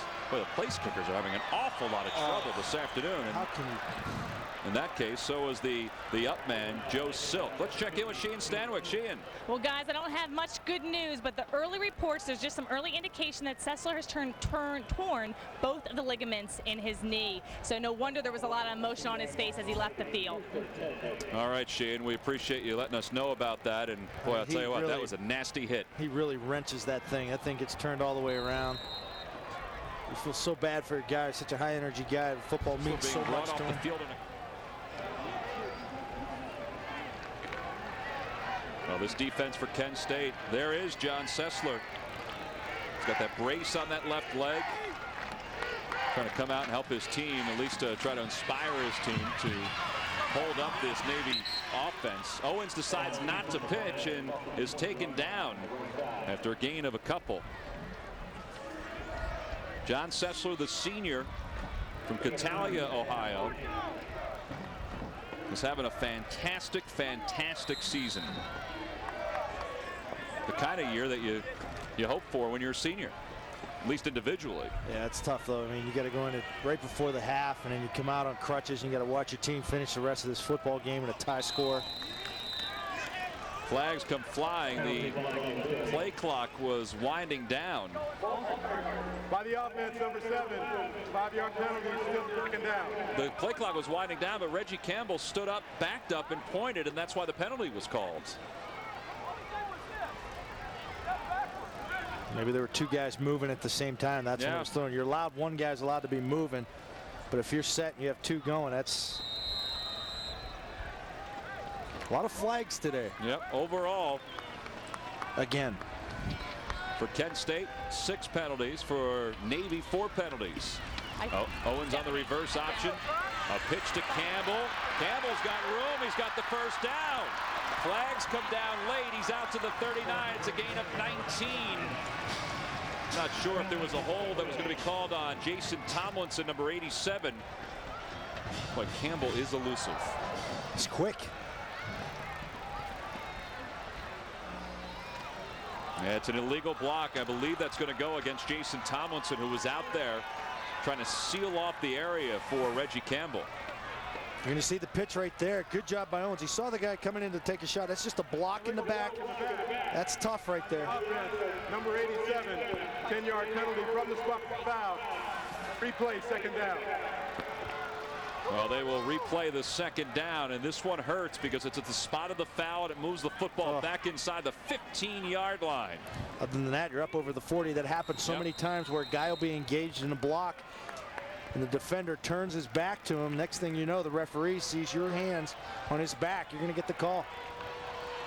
Let's see if Navy can overcome on second down and 16. Owens to throw to the outside. Tomlinson, nice reach and catch. Williams takes him down, but he is very close to a first down. Actually, the spot will go in favor of Kent State. He'll be 2 yards shy of a first down.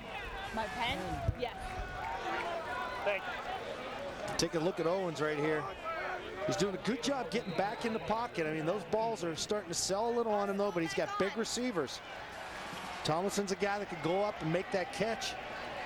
As long as when Campbell's catching the ball, he keeps it down. Tomlinson now, Scott, 93 yards in the air. The pitch to Nelson. Doesn't have a whole lot of room to angle his way for a first down, but he makes a spot to get to the 34.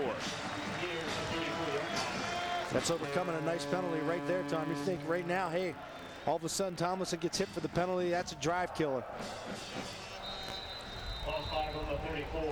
And they're still about 5 yards shy of where Campbell was, but at least they did flip the chart to a first down. Plus, she also took 2 minutes off the clock. Paul Johnson likes that even more. 0 in on 5 minutes to play. Ballard on first down will get 3, maybe 4. And he's out close to the 39-yard line. Adam Ballard, who before that run, 5 carries with 27 yards. He and Matt Hall have combined for 45 yards from that fullback position. We've only seen Trey Hines one time in that fullback spot. They moved him to that position because he wasn't getting a whole lot of playing time as a slot back. Handoff is fake. Owens with a pitch. Nice lead to Whitaker. And Whitaker gets to the 44-yard line. Let's check in with Sheehan Stanwyck. Sheehan. Well, earlier today at the coin toss, it was in honor of Michael Drake. His son, Mike Drake Jr., who's 13 years old, helped the captains with the coin toss. The senior, Mike Drake, passed away this August, unfortunately due to a long battle with cancer. He was a longtime assistant at both Navy and at Kent State, loved by all the players. Today, they are honoring him with the letters of his initials on the helmets and on the headsets of the coaches. Today, he is very respected by every team he has coached, and Kent State actually has offered free tuition to all 3 of his children. His daughter Abigail is a sophomore and plays on the soccer team and had her first assist just last week. Yeah, Mike, of course, 13. Abigail, who, as Sheehan said, is in college. Hannah, who is Mike Drake's other daughter. All 3 kids are here at this ball game, along with Mike's wife, Patty. Mike Drake was an assistant coach at Navy from '89 till '94, so he's in the hearts and minds of not only the Kent State faithful, but also the Navy faithful as well. Oh, that's a great story. Another injured player being helped off the field for Kent State after the first down was signaled. That's Muir, who we saw get banged up earlier in this game too. It's tough. It's tough to play through injuries. You know, there's one thing about being hurt. It's another about being injured. On first down, Ballard opens things up from the fullback position. Gets inside Kent State territory. Now you're starting to see where they miss Sessler, where they miss Parrish. You know, you saw 2 defensive linemen go down.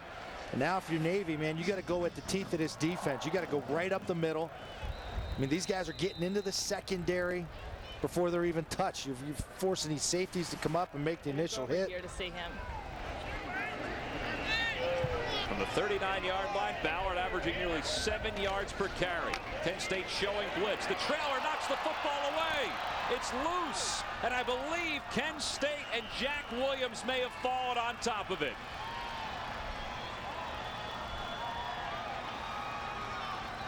Number 27, Andre Kirkland, the strong side linebacker from Upper Marlboro, Maryland, came in, popped the ball loose, and then Williams fell on top of it. And that's just great pursuit from the backside. You see him coming down. Watch the chop Owens didn't even know he was there.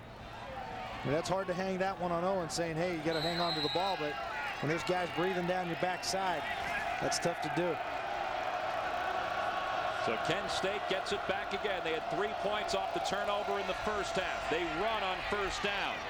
Tillman gets 8 yards on the first down scamper. Thrasher in on the tackle for the midshipman. That's huge for this offense. If you could get 8 yards on first down by running the football.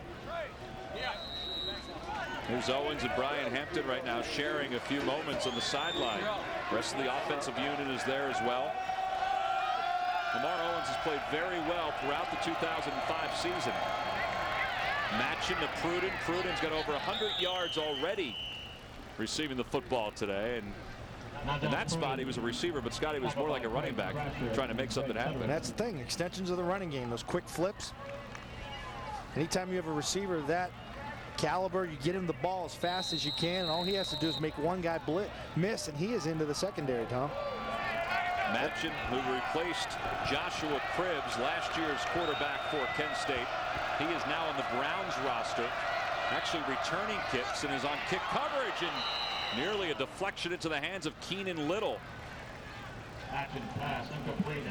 Hey fans, don't forget tonight at midnight, get all the latest scores, news, highlights, and more on CSTV's Game Tracker Live. It's the most high-spirited and informative college sports roundup in the nation. If there's a score you need, an amazing moment you missed, or a story you want to hear, you'll find it on Game Tracker Live tonight at midnight on CSTV.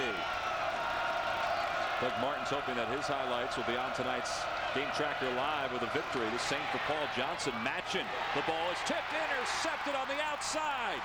Greg Thrasher, number 20, right place, right time. And he's out of bounds at the 42-yard line.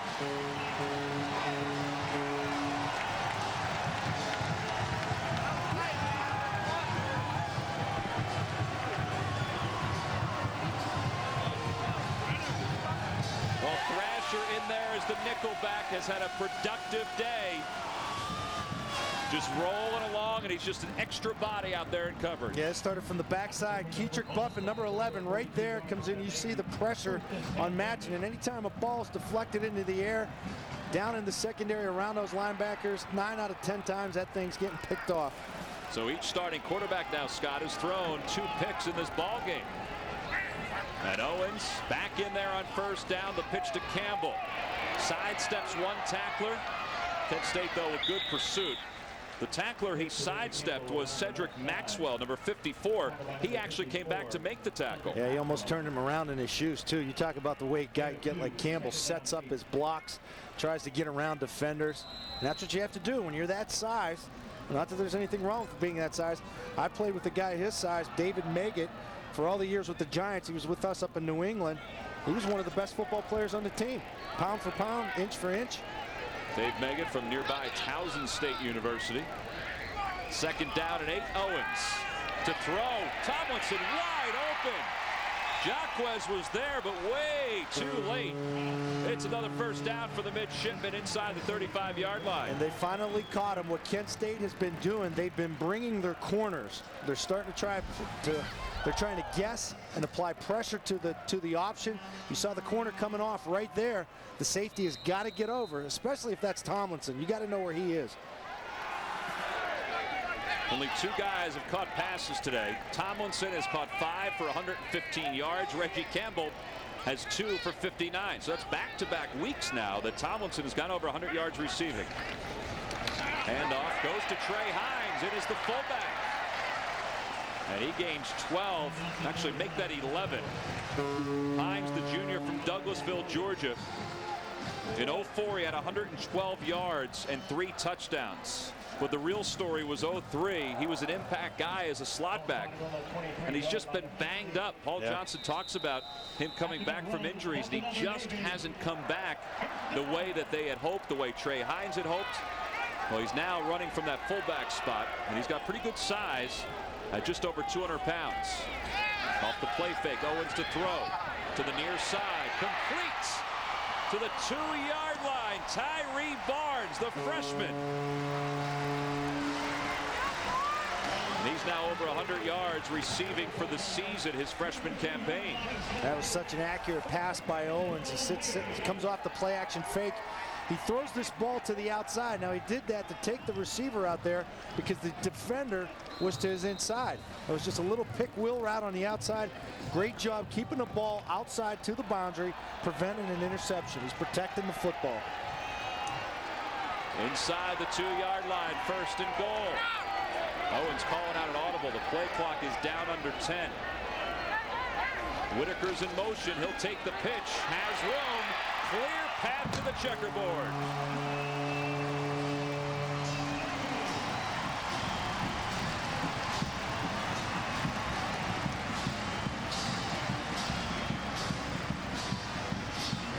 They've had 2 very good drives this afternoon. Their first one and now this one. Whitaker with great speed. Watch the block, though, Scott, of 87, Tomlinson. That's the thing. He just comes down. He crashes the end, brings the corner down inside with him, and that's just a little student body to the outside. Little toss sweep. Extra point is good. Time for some push-ups. 24 in all. It's back to a touchdown lead for the midshipmen. And for Whitaker, it's his 4th run of the season. Maryland's 24-17. Navy is on top of Kent State. A heck of a drive for the midshipmen. 5 plays, 58 yards. Whitaker with a touchdown run. Owens threw the ball for 44 yards on that drive. Tomlinson has over 100 yards receiving. And Kent State will go on offense, and they'll finally get a chance to return a kickoff.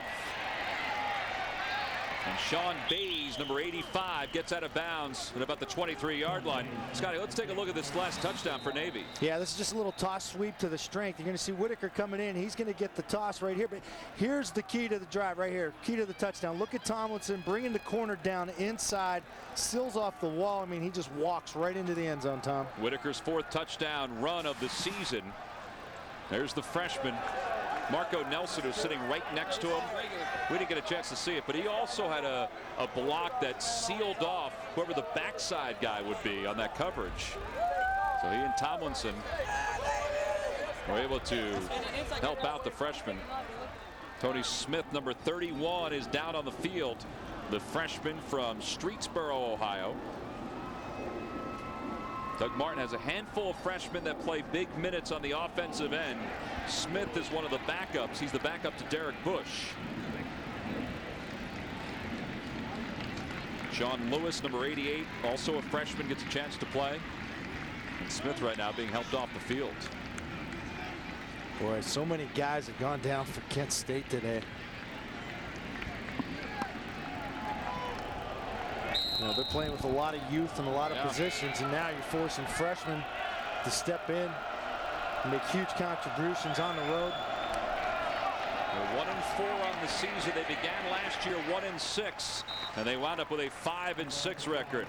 Hey fans, your college fantasy is finally a reality. CSTV Fantasy College Football, presented by Citi, offers an exciting format that is unique to the college game. You can create your own league and invite your friends to play, or join a public league and test your skills against other fans. Play for free at CSTV.com. How many guys from that USC team would you take for your fantasy football squad? I'll take the whole backfield. If you have an offensive line, you might want to take that offensive line too. The sick thing, I was talking to Pete Carroll last week, and he says, you think these guys are good, you should see the guys that are backups. Pass complete to number 85, Sean Bays, his first reception. On the coverage for Navy, Keenan Little. This is what happens. You got the spread formation. He is the Z receiver, means he's the outside guy. The inside receiver took the furthest defender away from the outside of the right tackle, and right there he just has a little slant route that opens up a huge hole for Matchin to throw the ball into. 10th first down of the day. Matchin with a long pass to the near side, nearly intercepted by Keenan Little. Match it up against Marcus Hill. And that will stop the clock with 6 seconds left to play in the 3rd quarter. That's a tough read, a tough throw right there. I mean, 2 times right there where you saw Matchin throw the ball up where his receiver wasn't even anywhere near the defensive back, but a great job preventing another interception. You see him look inside, and that's just, it's almost a Navy guy not making a play on the ball. That's Little, and he had a nice catch last week for an Sure interception. did. Playing on the corner position for Jeremy McGowan. He would have been a starter at the Rover. McGowan's injury has caused him to slide over. Matching to throw on the outside. It's complete. That's Brian Bell, number 80, and that's the final play of this third quarter. We've got 1 quarter left to go. It's still a ball game. Navy's on top 24-17. The high-powered offense, though, of Kent State, they can strike at any time. Navy get a chance to chew up the clock with Whitaker. They score by quarters. Navy on top 24-17. Match it on third down. Big third down. Rolls to the outside. Chase was there. He got it off. So they will be shy of the first down as Biles is there to make the tackle. The reception was made by number 34, Greg Keys. His first touch of the day. There is a flag down, though. I think the holding came on whoever it was, and I didn't see it, was holding Jeremy Chase. There's about 3 guys, and he's the one that threw the penalty. And anytime. Holding. Offense, number 78. That penalty is declared. 4th down. Anytime that flag comes in from behind the quarterback, that's an offensive holding 10 out of 10 times. Daniel Carter, the senior from Silver Springs, Maryland. He's on the left side of the offensive line. And you see him right here come in. I mean, that's just a, I don't know if you call that a hog tie, or horse collar, takedown. At least take a ticket from the guy before you let him go through the gate. A fake. Oh. Here's Brazen. He's going to run for the first down off the pitch. Sitko, the quarterback who acted as the fullback in that formation, number 8, took the snap, made the pitch, and Brazen has the first down. What a call. What a perfect spot on the field. You're almost in midfield. It's not like you're calling it in on your own 20. Look at him read the option. He comes down the line, makes the pitch. Look at him tiptoe the line, Tom. I mean, that's outstanding for a punter to do that. Wow. So he is now 4 for 4. Doug Martin's team is 4 for 4 on 4th down conversions. They stop them on the defensive end all the time. They have the best numbers in the country. They've not allowed one convert on a 4th down, and now they're perfect. There's Flowers out of the backfield. He'll gain 5.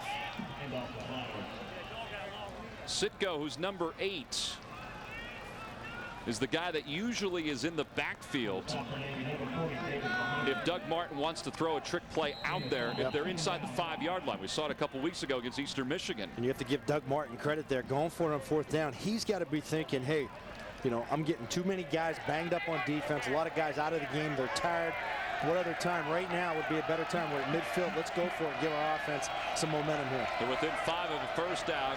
Matchin throws it behind Flowers, but he's able to make the nice reception and then body his way for a first down to the 25. Matchin's now 17 of 29 throwing the football. That puts him over 210 yards. Yeah, you're starting to see the numbers here, and this was a called, I don't know if you're going to call it a screen, swing pass, whatever, but he did a nice job getting it outside. You had Pruden, you had Bush blocking for him. See the numbers for today. He averages just under 290. The team does, because Brown played a little bit, or played the entire game a couple weeks ago. They'll run it again. Flowers down to the 22-yard line. Well, Flowers has been somewhat quiet with the exception of the first drive of the game for Kent State, and we said that they were successful at that point. Wondered if they would get him back in the mix, and he's been in the mix this entire series. Right now, though, 4 receivers in the ball game for Kent State. Mahoney showing blitz from the near side, matching the throw, and it's complete for a first down at the 1-yard line. Sean Lewis, the freshman. That's his best throw of the game. It's a 21-yarder that puts him on the doorstep of the end zone. Watch him take a look right here. He's looking right the whole way. You want to talk about throwing in tight spaces? He just froze that linebacker. He had no chance to react on the ball. And that was a bullet, Tom. Yeah, Sutter came over to make that tackle too, Scott. Matchin's going to try to keep it himself, but Mahoney will take him down. The ball is loose. They're calling him down. Keenan Little is in the open field, but the officials will say that Matchin is down.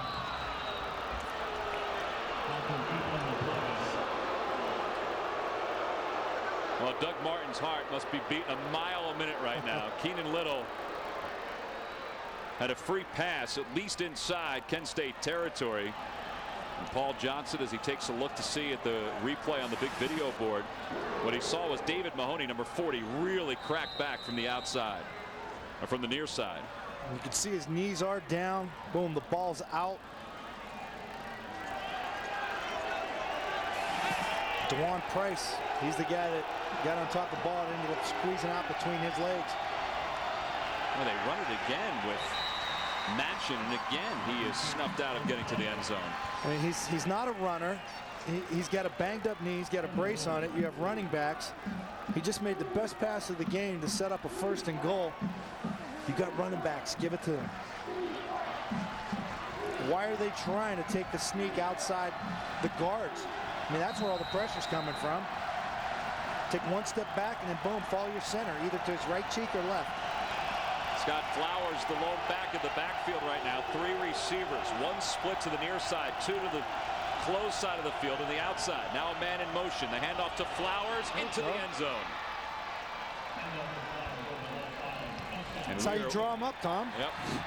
We were 1 point away from a tie ball game, but there's another flag down, and it's going to wind up being another celebration penalty. This is crazy. Now earlier, Pruden was called for the penalty because he pointed at the fans. He was taunting the fans, according to the official.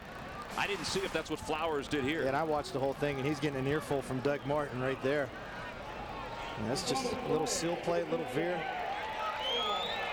Conduct by the offense, number 28. 15-yard penalty will be assessed on the kickoff. I know the officials want to take control of the ball game, but they have.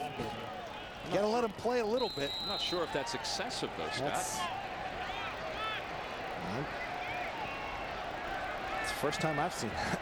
Twice in a ball game. Twice, same spot. Same guy. Mailey on for the point after. And it's good. We are tied at 24. Back and forth we go. Doug Martin happy about Flowers' touchdown run, not happy about the penalty, which will be assessed on the kickoff. The fiery Martin. 41 left to play in the 4th quarter. Things have quieted just a little bit here at Navy Marine Corps Memorial Stadium as Kent State was able to answer.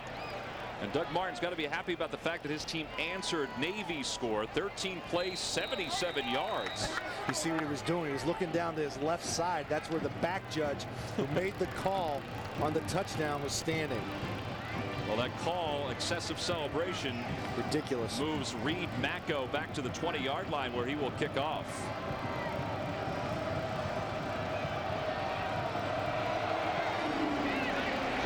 Kick. It's going to slide across the field turf and go out of bounds.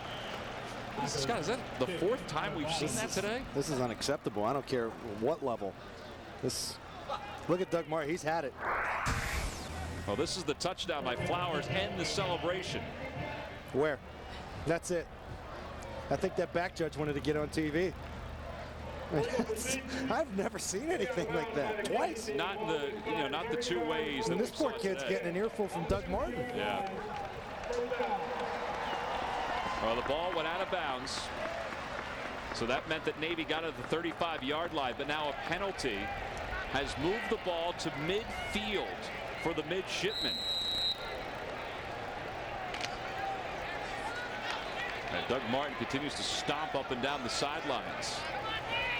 So a huge break for Navy as Owens fakes the handoff and pitches it to Campbell. And Campbell's tripped up by Usama Young, but he still is able to get 7 yards on that run. And we have to remember, we got to go back to last week, that 4th quarter. Who was the guy that sparked his team? It was Reggie Campbell. He had the nice catch on the seam route from Owens. The next thing you knew, he sprung a 40-yard toss off an option in for 6 points. He's the guy that makes this offense go. He's 4 yards shy of a 1st down. Whitaker in motion. Owens fakes the handoff. He'll keep it himself. Follows Whitaker. He's in the open field. Turns back to the near side. What a move by Lamar Owens. And he's finally taken down at the 5-yard line and out of bounds.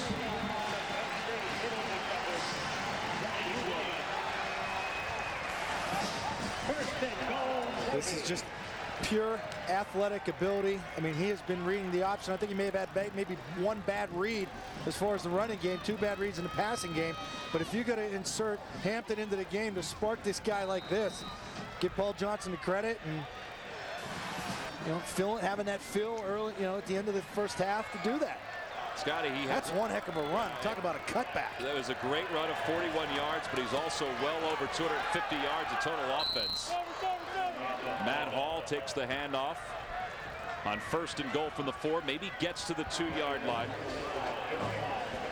Owens has passed for 169 yards, and he's run for 85 yards. He had 235 total yards against Air Force last week. And he's very close to getting over 100 yards in the ground for the 3rd time this season. 2nd and goal. He'll keep it himself, and he slides it to the end zone.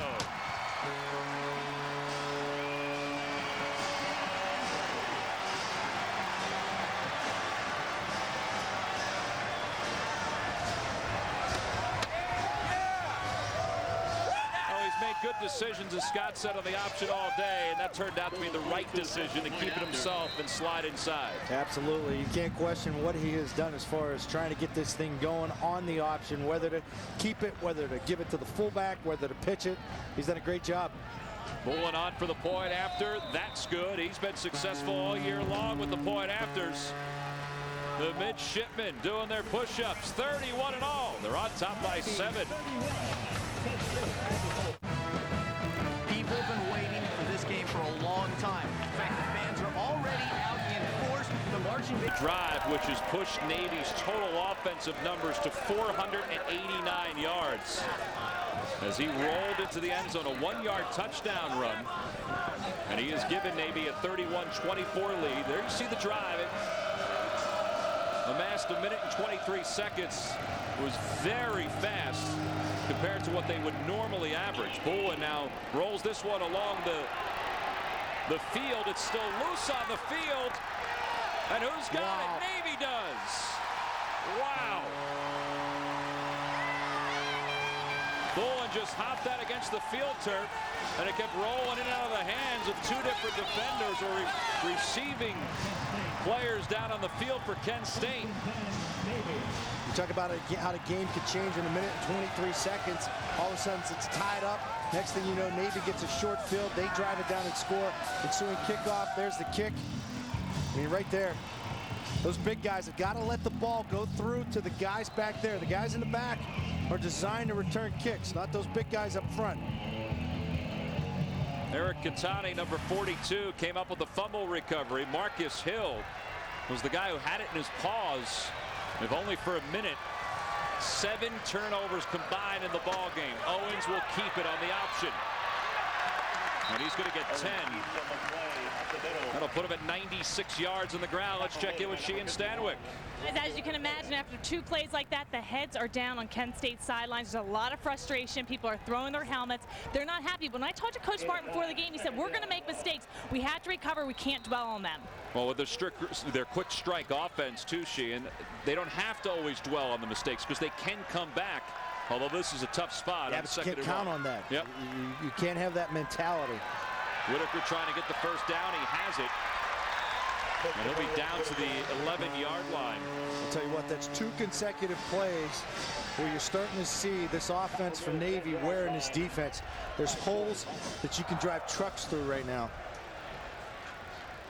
Well, those holes have now pushed Navy, Scott, over 500 yards of total offense. John Sessler, who is on the sidelines with a brace on his left leg, was injured in the first half after making 12 tackles in the first 27 minutes of this ball game. And he has been sorely missed by the Kent State defense. Ballard on 1st and 10. Gets a couple. There's Sessler. You wonder what this means for the remainder of the season. They came in 1-4. This is game number 6 already of his senior year. And there are guys whose motor always runs, and you can say, all right, that guy can play on the next level. You never know what separates them from guys that can or cannot play in the NFL. But that guy has got size, he's got ability. He could probably play at the next level. You just wonder if he has that lateral speed. That's the only thing. Second down, and Owens is taken down behind the original line of scrimmage. That's the thing. At that next level, there are so many guys that have the quickness of Owens and Campbell, even a step higher. Justin Parrish is another guy that most likely could play on the next level. Owens has got such quick feet, Scott. That's the thing. I mean, that's Parrish right there. Their second leading tackler behind Sisler. And you shake a guy like that, who's so well schooled as to how you hit a ball carrier. Nelson in motion on third down. The handoff to Ballard. And he'll get to the 5. He's 4 yards shy of a first down. Yeah, that's 6 tough yards right there, and that's what I'm talking about. That's how tired that defensive front for Kent State is right now. There's another player down. Scotty, 4th down. If indeed Bolin comes onto the field, I mean, how big is that for Kent State in this offense to hold him to a field goal attempt, if indeed that's what happens? Well, it's huge because you have to start thinking right now. You definitely don't want to get down by 14 points with under 8 minutes left in a football game. Right. I know you have quick strike capability, but say all of a sudden your offense goes 3 and out because you do have to throw the football, and you put more strain on your defense because you got them back out there after only 20 seconds may have gone off the clock. Stephen Moss, number 44, was the injured player down on the field. It looks like these guys are cramping up, Tom. Yeah, it does look like that. I mean, as we said, in this area of the country, right along the Chesapeake and, you know, all along the East Coast over the last 7 or 8 days, I mean, it's done nothing but rain. Temperatures have been kind of cool, but today it's a warm day. It's warm day. Yeah. It's not humid though. It's a dry heat. Well, Bolin is going to come out to, I mean, that's a beautiful sight right there. Oh, it's a beautiful Look area. at the boats out on the water just above the Annapolis skyline. This is one of the most picturesque cities in our country.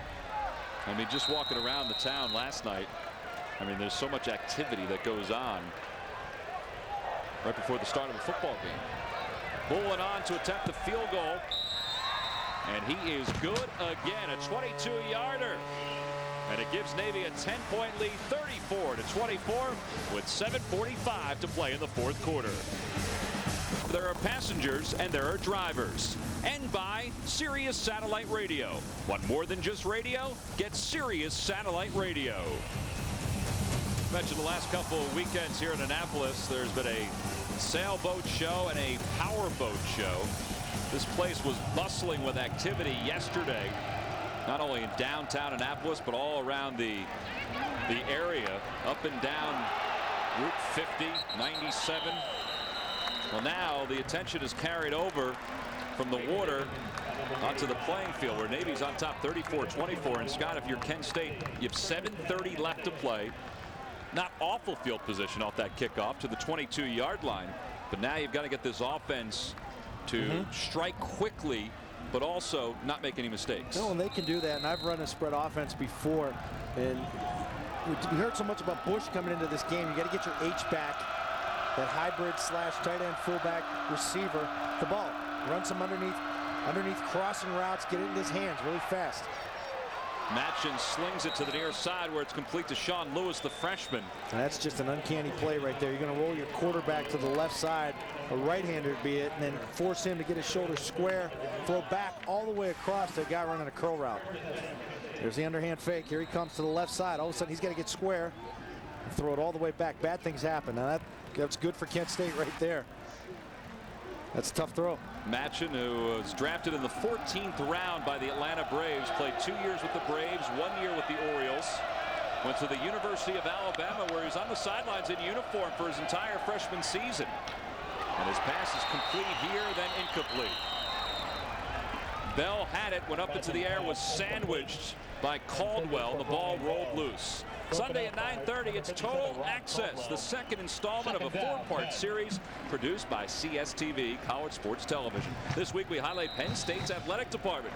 This look inside the Nittany Lions den takes fans on and off the field with some of the most successful collegiate athletes in the country. Penn State Total Access, Sunday at 9:30 Eastern, only on CSTV. Penn State football is back. Big win last week against Ohio State. And second down. Sean Lewis heard footsteps on that pass to the outside. King Little's just trying to stretch his legs. Well, that's a smart play by him because you run so many of these passes to the outside. That thing's borderline whether it could be called, you know, I've seen it where it's called a lateral passes that have gone forward and teams that have gotten stuck with that and the defender picks it up. That's covering himself. That's a smart play right there by Little. Now Matchett Scott will face 3rd down and 10, and you're right. As we Let's take a look at it again. He's thrown it from the 31 to be exact. Goes to the 32. That's about a yard difference. Matchett looking over 4-man defensive front on 3rd down. Steps up in the pocket. Not the pass he wanted, but he has Pruden, and he's going to be 2 yards shy of a 1st down. Yeah, looks like it's going to be one very long yard. Nice effort by Pruden trying to get to the sticks. That's 7 catches now for Pruden. About 138 yards in the afternoon. It'll be 4th down. There you see Matchett's numbers, 20, 32, 262. They've converted every 4th down they've gone for today. They need to get across the 47-yard line for 1st down here. Matchett slings it to the outside. Pruden has it, or excuse me, Bush has it, and has a 1st down. He got it by about 2 yards. And for Bush, who came in with 21 receptions and 242 yards, that's only his 3rd catch of the day. It's amazing. We haven't heard much from him. There's Bush, the H-back.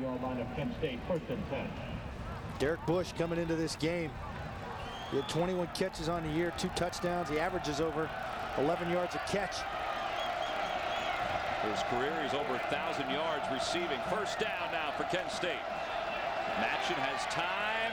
Oh, that's not a good pass. That was nearly intercepted. Good coverage by Biles. Bush was open down on the bottom side of the field. Cameron Bob, the intended receiver. Hey fans, do you live for college football? CSTV All Access College Football is your ticket to all the action this season. Listen to more than 800 live games and watch streaming press conferences. See exclusive athlete features, coaches shows, and more, all on your computer. Log on to CSTV.com to subscribe. Now on 2nd down.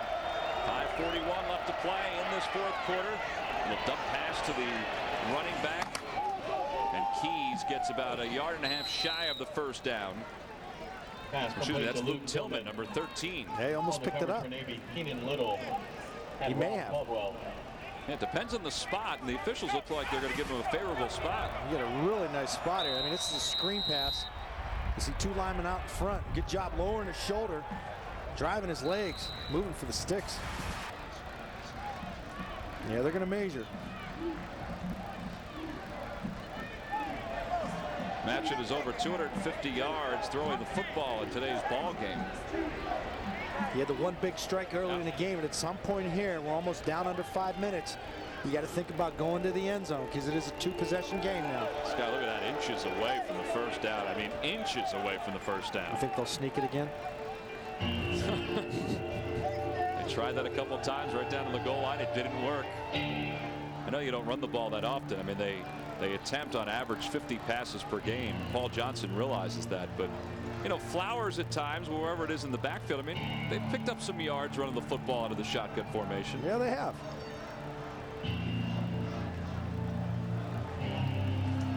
Paul Johnson scratching his head, taking a look at his team's defense.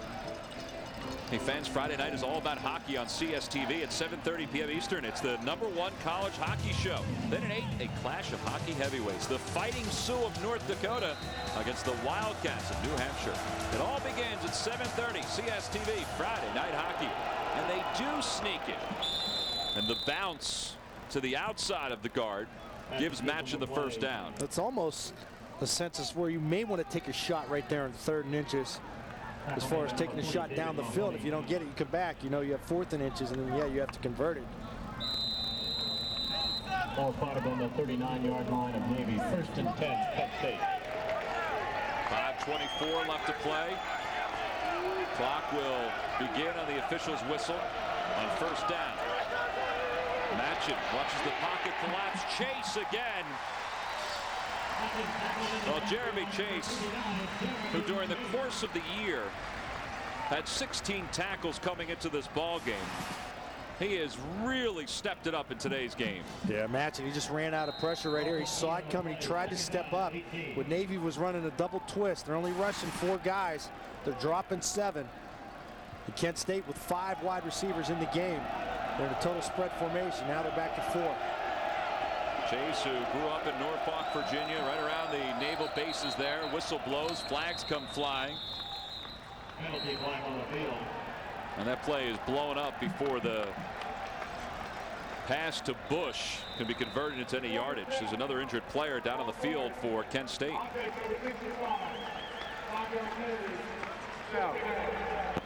Joe Marifine is called for the penalty.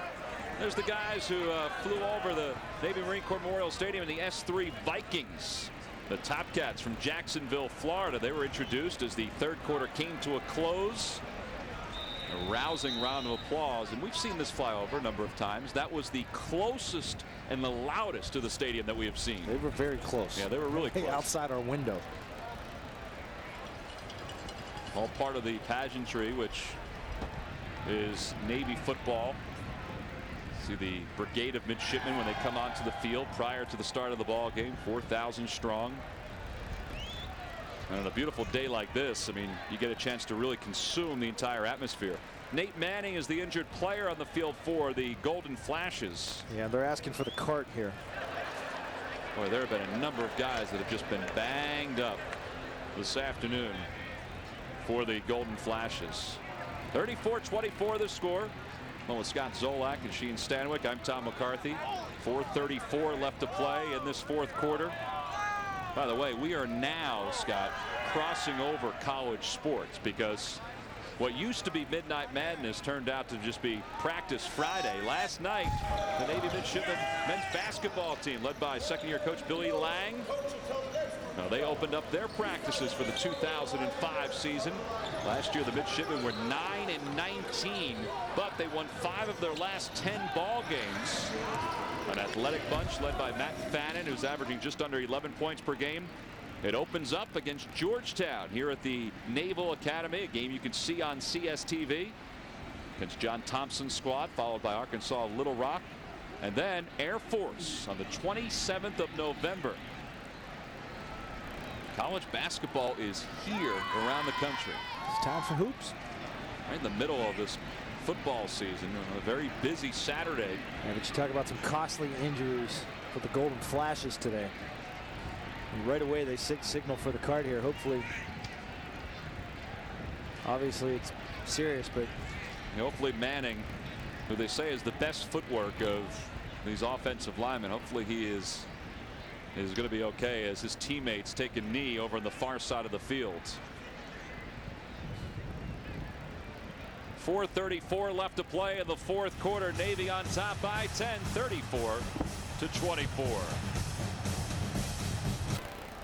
Medical staff at Kent State University has been tending to for the last handful of minutes. He is still down on the field. He's got a backboard underneath him. He has moved, which is good news. And Scotty, you see the Naval Academy players down on one knee on their side of the football field. The same can be said for the Kent State players on the far side of the football field, and he was lined up on the left side of the offensive line. Yeah, you want to look at this left side right here. He's going to go down and cut a defender, and we've talked about these cut blocks all day. Actually hurts himself on it.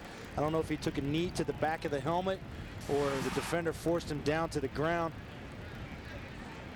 Yeah, but this is as scary as it gets, Tom.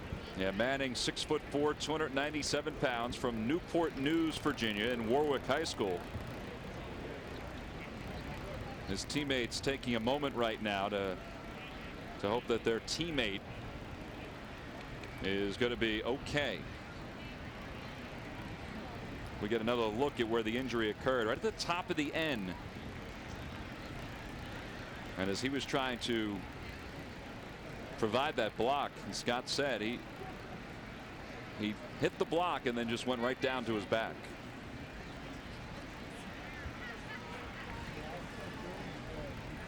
Boy, anytime that you see something like this in any sport, in a football game, we saw it earlier this year in that Maryland Navy game, where one of the Maryland players was taken off the field on a backboard, and was such a chilling moment when he raised his hand and actually showed the crowd that he was okay. It turned out that he was fine within a matter of days and was able to get back to practice.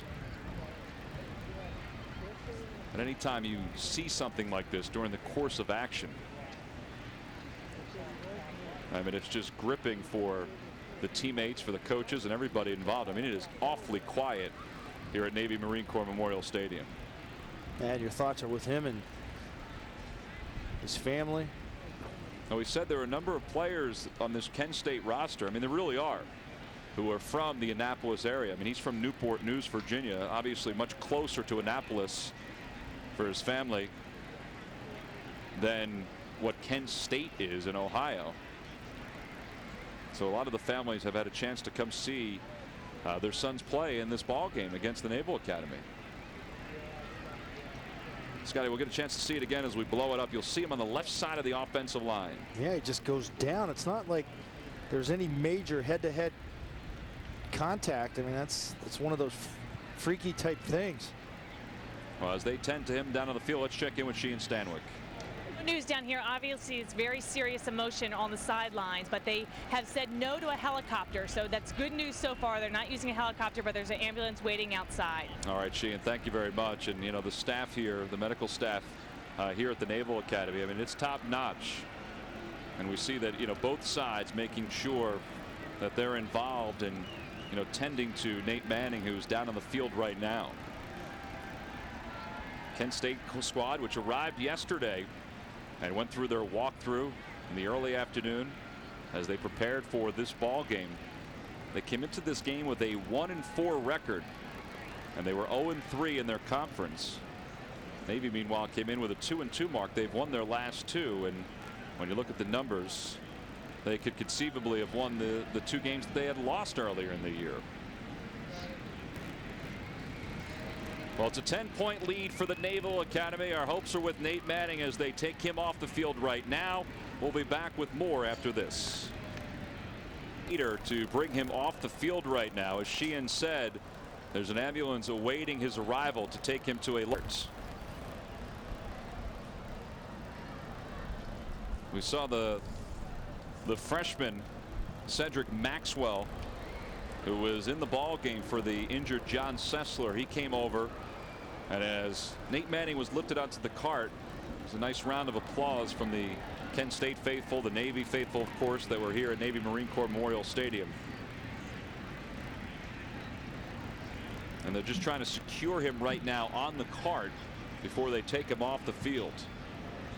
It seemed like it was an innocent enough play that took place on a block attempt. And he just rolled to his back. But Scott, as you said, his teammates knew almost immediately. I mean, they were calling for help almost immediately as that play was coming to a close. Yeah, usually when a guy gets hurt, there is some movement, and you know, he's trying to shake it off, or there's some frustration, or you could at least hear something, or he's relaying something. Right. And, you know, you saw after he made that block, he was pretty still from that point on, and I think that's when they knew. You got to get some help there. Jerry Flowers on the sidelines right now, offering his thoughts and his prayers. And he could just hear the round of applause, which lets everybody know that Manning was being taken off the field. So he is being carted off right now on a backboard and being brought to an ambulance that's waiting outside the stadium. And he will be taken to a local hospital. They've taken his... You can see his hand moving right there. Well, that's good news right there. I mean, he's strapped in pretty tightly. I mean, he's a big kid at 297 pounds, so they had to strap him in. But you did see his fingers move as he was being rolled off the field. I was about to say they took his cage off. Yeah, they do that for precautionary reasons. Anytime there's neck injuries involved in football, they leave every single piece of padding on you. They're going to be as less invasive as possible as far as taking stuff off. Well, Doug Martin's squad now is facing a second down and long from just inside the 50-yard line. Matchin's going to try to run. He's not that mobile, but he does have room, and he's going to have the first down. He lowered his shoulder and was met by Buffin at about the 29-yard line. I think you hold your breath if you're Doug Martin when Machen decides to run, but he made the right decision. Yeah, this is probably the last thing that Machen wants to do, but it opened up so wide in front of him. They're dropping everybody. It's a prevent defense. They rush 4 guys. Everybody's past him. Good job by the line, and great job by the left side. Whoever was just inserted into the game, pushing that protection out past Machen. He stepped up in the pocket. Nice job picking up first down. Well, they're going to bring the chains onto the field, but it is a first down at the 29-yard line. Machen, as we said, 6'6", 235 pounds. As Scott said, he's wearing that brace on his left knee. He missed the game 2 weeks ago against Eastern Michigan, and the bye week last week sort of helped him heal. But he sat in the press box for the entire first half of that game and just listened to the offensive coaches call the plays and design the plays. Then he went down to the field and watched the game in the second half. He'll throw on first down for the end zone. Keenan Little's there to knock it away. Well, Little has been so close to one interception after another, and he had good coverage on Sean Bays. Oh, he did. Bays did a heck of a job breaking up an interception. You could talk about it both ways. One guy prevent the touchdown, one guy prevent the interception. That's good contact right there. You could do that. He had to become a defensive back from behind if you're Bays. Clock stopped at 3:55 to play in the fourth quarter. On second down, Penn State watching Machen throw, and he slings it for a gain of maybe 9. Marcus Hill making only his second reception of the day. Yeah, Machen slow to get up on that one. He did a good job stepping up into the pocket. It seems every time he's stepping up, he's getting hit and delivering the football. Well, they have 3 timeouts left, but they don't have a whole lot of time at 3:30 and counting. On a 3rd and 1, they're down by 10. They fake the handoff. Machen's going to keep it himself. He just wanted the first down, and he gets it with a dive forward. That stops the clock. What you don't want to do, you don't want to waste a lot of timeouts right here when you have the ball in offense. You want to save those for defense, because in essence, Navy is a running team. They're a team that could get first downs and just run this clock out at the end of the game.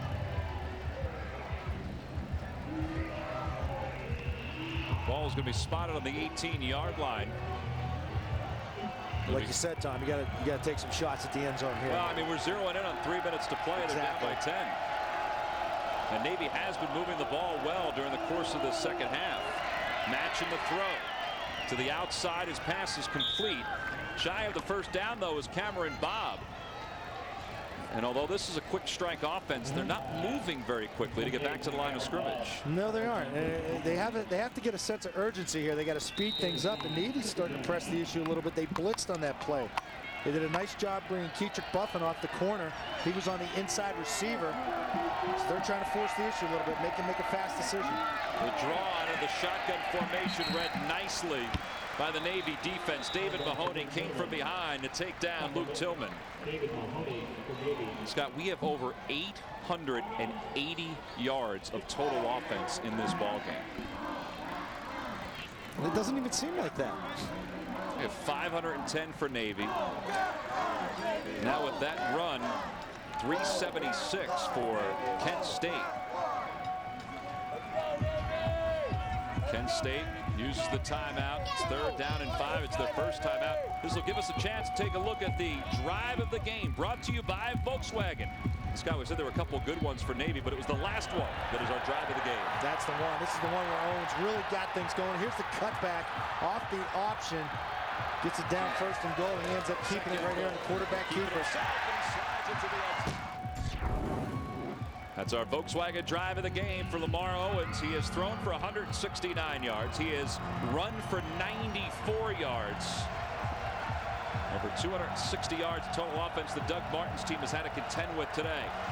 His team is facing a 3rd down, and we'll call it 6 from the 14. He's got to tell Machen here, if you don't have it, don't force it. We still need a field goal. We'll kick it, try and get the ball back, and come back with the touchdown. Machen out of the shotgun. Pass is complete to Bush at the 11. He did everything he could to maybe make some more space, but the Navy defense converged and stopped him at the 10-yard line. So now it'll be 4th down and about 2. Yeah, I think you've got to kick it here. Like you said, I mean, they do need a field goal anyway, down by 10, but it looks like they're going to go for it. Clock is under 2 minutes to play. Maybe he feels that, hey, we might not be back down in here. This way, yeah, they can maybe try 45, 49-yarder to tie it up. Scott, they're 5 of 5 on 4th down conversions. They hand it off out of the shotgun, make it 6 of 6. There you go. Touchdown. Luke Tillman into the end zone, his first touchdown of the year. And it's now 34-30 with 1:42 to play. They have had some success running this draw all day today. High snap, good job by Manchin getting up and getting it. Watch him lower the shoulder. I mean, he should have been stopped for maybe a 2-3 yard gain. I thought it was humorous that Tillman just handed the football to the official and just walked into the arms of his waiting teammate. They don't want another penalty on celebration. Yeah, that'd be bad. Point after is good. So it's a 3-point game, 34-31. With 1:42 left to play in this 4th quarter. 17 plays. That is a long drive. 5 minutes and 52 seconds. As we said, there was That's really a great drive. That's an outstanding drive. You just can't have that happen in the last 6 minutes of the game when you're down by 10 points. Well, Almost took too much time off. Yeah, now it's kind of decision time for Doug Martin and his special team staff. He had to burn a timeout there. Right, they're down to 2 timeouts. And as we said, I mean, Navy is coming off a very good drive, their last time out. Doug Martin realizes that his defense has been banged up today, too. Lamar Owens is going to be wandering out toward the playing field. I believe he's going to be put out. If you look at the front line of the Navy kick receiving team, this is in essence a hands team, meaning you want guys that handle the ball, perimeter people, defensive backs, receivers, quarterbacks, tight ends, tailbacks. You're not going to see linemen up here. It's got to be an onside kick. Little chip, fair catch called. And Tyree Barnes, number 89, was able to take it at the 50-yard line. Sheehan Stanwyck joins us. Hello, Sheehan. Well, I got some good news. They said Nate Manning, he was knocked out cold, was completely unconscious on the field, but he did regain consciousness and was moving his fingers and toes, which was a definitely good sign. But they do want to check him all out, make sure everything's okay. Probably got a concussion, but they're just taking all safety measures. All right, Sheehan, good job. That is good news. I mean, we did get a chance to see his fingers moving a little bit, and the fact that he was awake and he seemed to be aware. Nate Manning taken off on a backboard to an ambulance, and it is good news that he was at least moving, and it's just a precaution that they're taking him to the hospital. On 1st down, Owens takes it to the 45. A gain of 4. It'll be 2nd down and 6. And the clock halts at 1:32. Kent State will use the first of its 2 timeouts left. Well, Scotty, there's Lamar Owens. We said that he had 98 yards on the ground, 169 yards so far in the air. Well, he is our serious player of the game. Out and about. Threw the ball very well today, aside from the 2 interceptions. He really did. That's his first big pass to Tomlinson. He could almost be called the comeback player of the game with the insertion of Hampton into the game, the backup quarterback. But that really sparked him and woke him up. Played the rest of the game, and I thought he played well down the stretch. I really did. Our Sirius Satellite Radio player of the game, Lamar Owens, who now faces a 2nd down and 6 from the 45-yard line.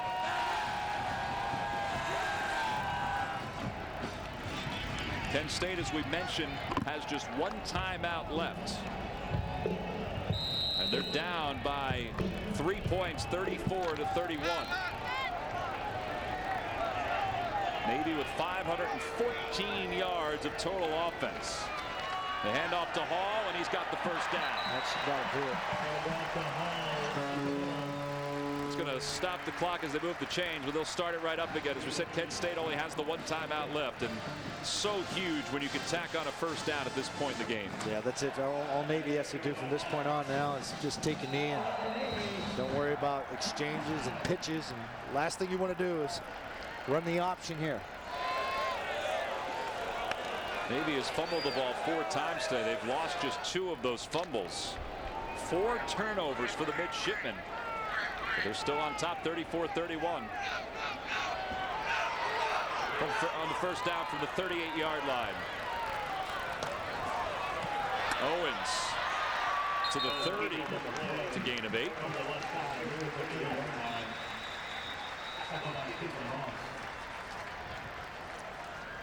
They call time. Kent State calls timeout. Waste their last one. That'll stop the clock at 52 seconds left to play in this fourth quarter.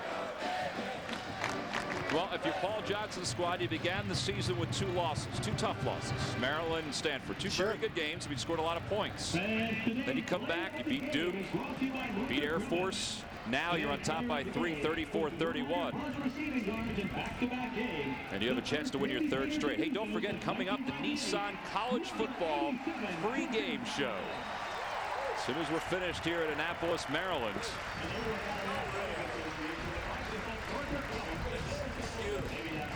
Paul Johnson letting loose a little bit of a smile. Finally breathe easy now. He's done such a good job with this program. Not only in the Commander-in-Chief games, but just overall. 22-19 at Navy. 84 college wins overall, counting Georgia Southern, where he won a couple national titles. Owens on 2nd down. He knifes his way for a 1st down. And that Scott Zolak should do. Yeah. That's all she wrote, though. That'll move the chains. There's that horn again. Another horn signifying a 1st down. The horn has been blown 28 times today for the midshipmen. Time of possession, there's a difference of about 11 minutes. Navy with 34 minutes. Kent State 25 minutes. And now they'll close ranks behind Lamar Owens, and he will take a knee on 1st down. And that will be it. That tap will signal the final play of this ball game. A tougher game than maybe some people thought. But Navy was still able to put together 533 yards of total offense in defeating Kent State 34-31. It's their 3rd consecutive ball game, or 3rd consecutive win, after opening the season with 2 losses. And they keep themselves on track to reach the goals that they set out for at the beginning of the season. Commander-in-Chief, another bowl appearance. Bowl representatives were here last week to see Paul Johnson's squad. We're told the representatives were here this week as well. When they get it rolling, they're a fun team to watch offensively. And they now try to shore things up on the defensive end. They win it 34-31. 532 yards of total offense for the Navy midshipmen. They overcame 4 turnovers in this ball game to win by 3. Kent State, meanwhile, 389 yards of total offense. It's time now for the Navy alma mater here at Navy Marine Corps Memorial Stadium. For first-class midshipmen. All duty sections, watch standards, out of the 16. With established time.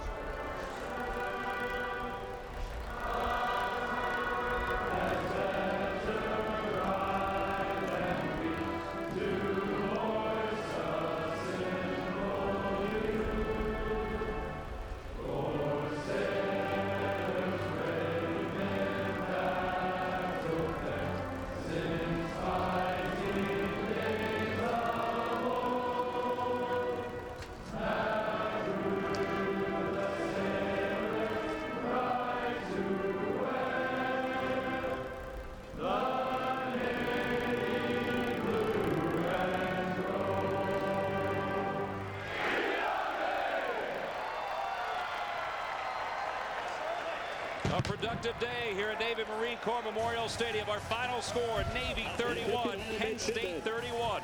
For Scott Zolak and our entire CSTV crew, for Sheehan Stanwyck, I'm Tom McCarthy.